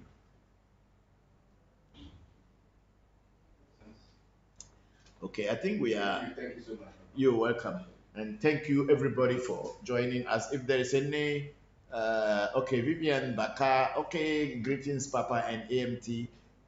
Thank you, Vivian. I have received your this thing. I'm very grateful. May the ancestors continue to help you. And Toby Jopata, please call upon him at any time of your need, and you will see the changes because we have raised the energy to a different level, and we ourselves are feeling it here in the shrine. Thank you. And then Van Perico is saying, Papa, is the snake black powder, make it please, is the snake black powder you describe usually provided to people who work with snakes? No, not necessarily, but it is possible that people who work with snake may be given those things because we have the snake, we have the bee. Even bees, there is something they will do for you. You can work with bees and bees will surround your body and everything, but they cannot bite you. If bees are biting somebody else, you can go in, put your hand, remove things. Bee cannot even sting you. Yeah, so maybe it's possible that people who are working with snake, but our people did not do it because of working with snake. Our people are farmers and they go to the field to work. Sometimes there will be snakes hiding in the grass that they are weeding or where they are working and might bite them, or the snakes may be in the trees that they are trying to cut down and it might bite them. For this reason, they get these black powders and vaccinate so that snake cannot bite them. But it is not for the purpose of working with snake because our people do not work with snakes. It's only in Vodu that people work with snake. But the truth is that the Vodu the snakes that people work with are all African golden python. They don't bite people.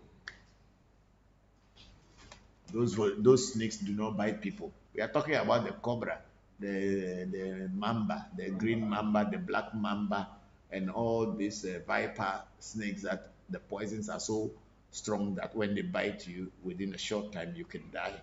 Our people are thinking of that.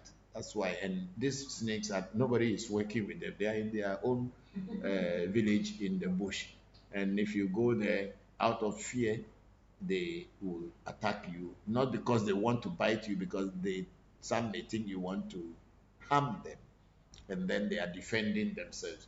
And because if a snake is lying down under a grass quietly and you held the grass and you want to cut it, the snake will be threatened, thinking that you are coming to kill it. So it will also use whatever it will use to defend itself, which is the bite. And sometimes also in our people, they are very bad people and they are good people. People can tell snake to go and bite you, and snake will come and bite you. That one, how are you going to explain it on a science with science? Somebody will tell snake, and you'll be here, you'll be talking, snake will come in your house, if you are living in a story building, come and bite you, you will not find the snake.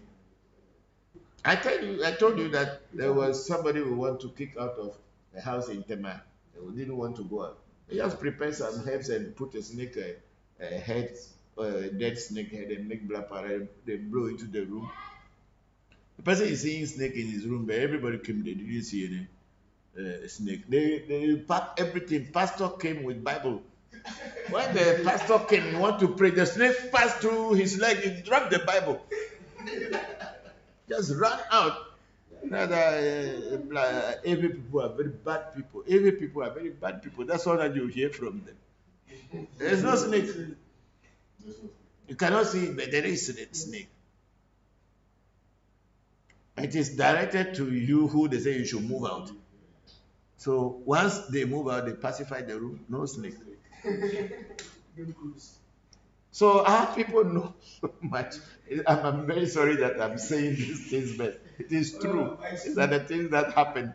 So people not because they are working with snake, that's why they do the vaccination. They do it because when they go to farm, so the snake should not bite them. Or when snake attempts to bite them, it should not kill them. Because some of the vaccination, once you enter the bush, if there's any snake, the snake will just go away. So that it doesn't, because that's the vibration that it feels that it's threatening to just run away. So these are the reasons why these things were made, not because they want to hold snake in their hand and play with snake. And then we have our sister Vivian Baka. Sorry, I'm late, please. Papa, why the spirit does not vibrate some people after initiating? We are all individuals and we are all having different destinies. There may be someone who is initiated, but maybe he has not gone through so many spiritual practices before coming for initiation. And this person, maybe when you initiate them, immediately it doesn't vibrate them. There are some also, they might have gone through a lot of spiritual practices before coming, but when they are initiated, especially in our shrine, they don't vibrate, means they have a lot of baggage that they need to clear. You know, people may be having so many things that they have done, but they will not tell you. And until you start to do a lot of reading deeper and deeper before you're going to discover. Because there were people that I would not even suspect on the physical surface that they had killed human being before. But when during certain time that we are having a spiritual conversation before initiation or before any ritual, when that question is asked, have you killed a human being before? Or have you seen a human being being killed before?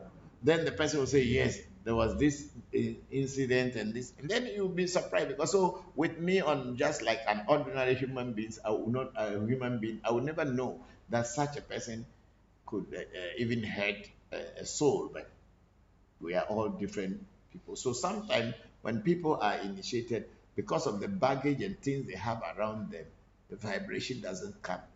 Some may even be they did a lot of abortion or whatever, and they are being their vibration is very low, and other beings that they have cut off are blocking their chance from progressing.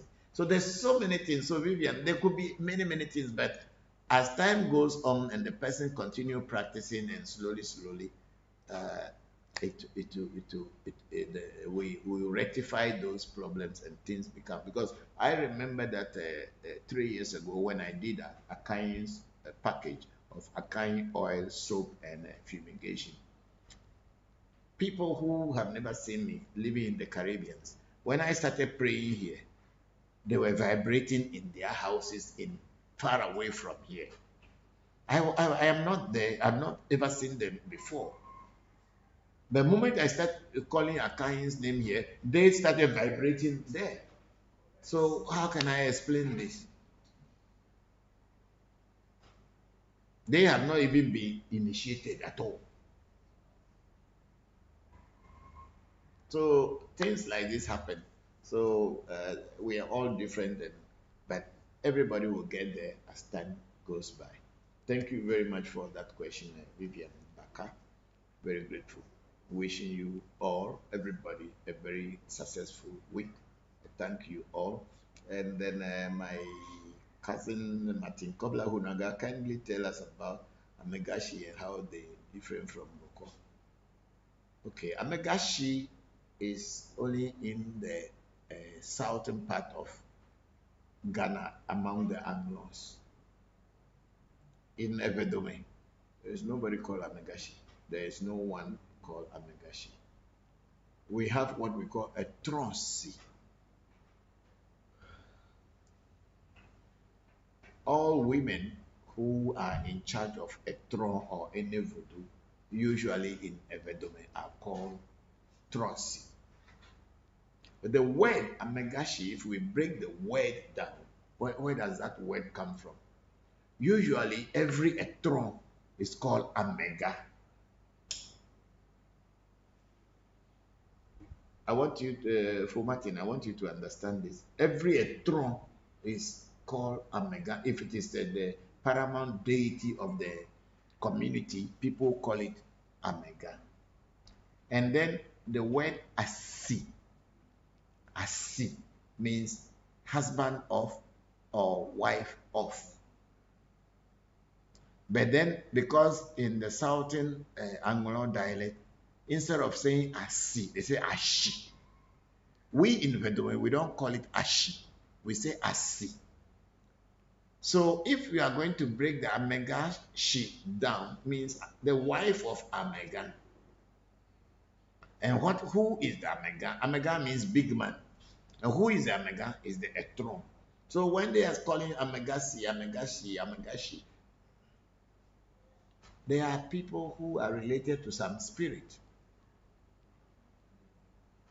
They are not Bokors, and they cannot do the work of Bokors because they are not initiated into Fa. So they cannot be Bokor. Most of the Amegashi are like Mamishi, Mamiwata priestesses, and whatever it is. But my aunties, my mother's sisters were all a Tronsi. They have their own shrines and all this. Nobody had ever called them Amegashi.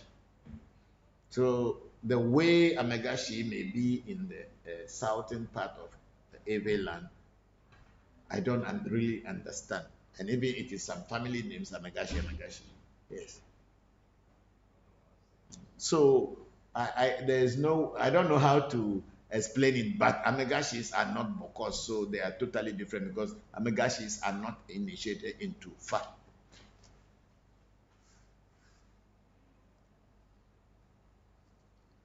If they are initiated into Fa and they are still Amegashi, then they have to explain that one. I don't know. We in the Vedome will call them Tronsi. If there is a Tron that they are in charge of, we'll call them a Tronsi. Even man is called Tronsi. Yeah.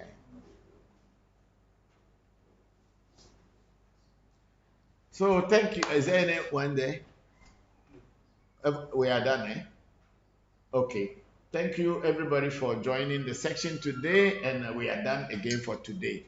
May the ancestors and the gods of our land and your ancestors continue to be with you, guide you through the week, and until we meet again next Sunday. Thank you all for joining the section. Oh, ago, ago, ago, me yo mauga so bolisa kitikata mauga se. Me yo me do ago. Me yo akain be chulo kain, me yo akain me do ago. Me yo tobo jokpata me do ago. Ye me yo abochi sakraka me chwa be adogo okutokoli donko. O kurumaku. O agbeno no agbeno tobo no lecho. O frantamani, o fefene nkruma bisinkra, o kofite o jambaku. O cho tu kofi, o cho kofi, kofi atra. Me yo me akeke kelo ugbe dona mi. Yo afana gonu afabo maji so pepe to so lemen da pa bi ko ligbe meji ku meji wori meji di meji lo so meji mo meji abla meji akra meji guda meji sa meji ka meji trup meji tula meji lete meji che meji fu meji che tula me ko mo bi no ko to ba do ko to ba do le mo ko ni si da gbe da no okay, are you done? Okay, me too, I'm voodoo in my stomach.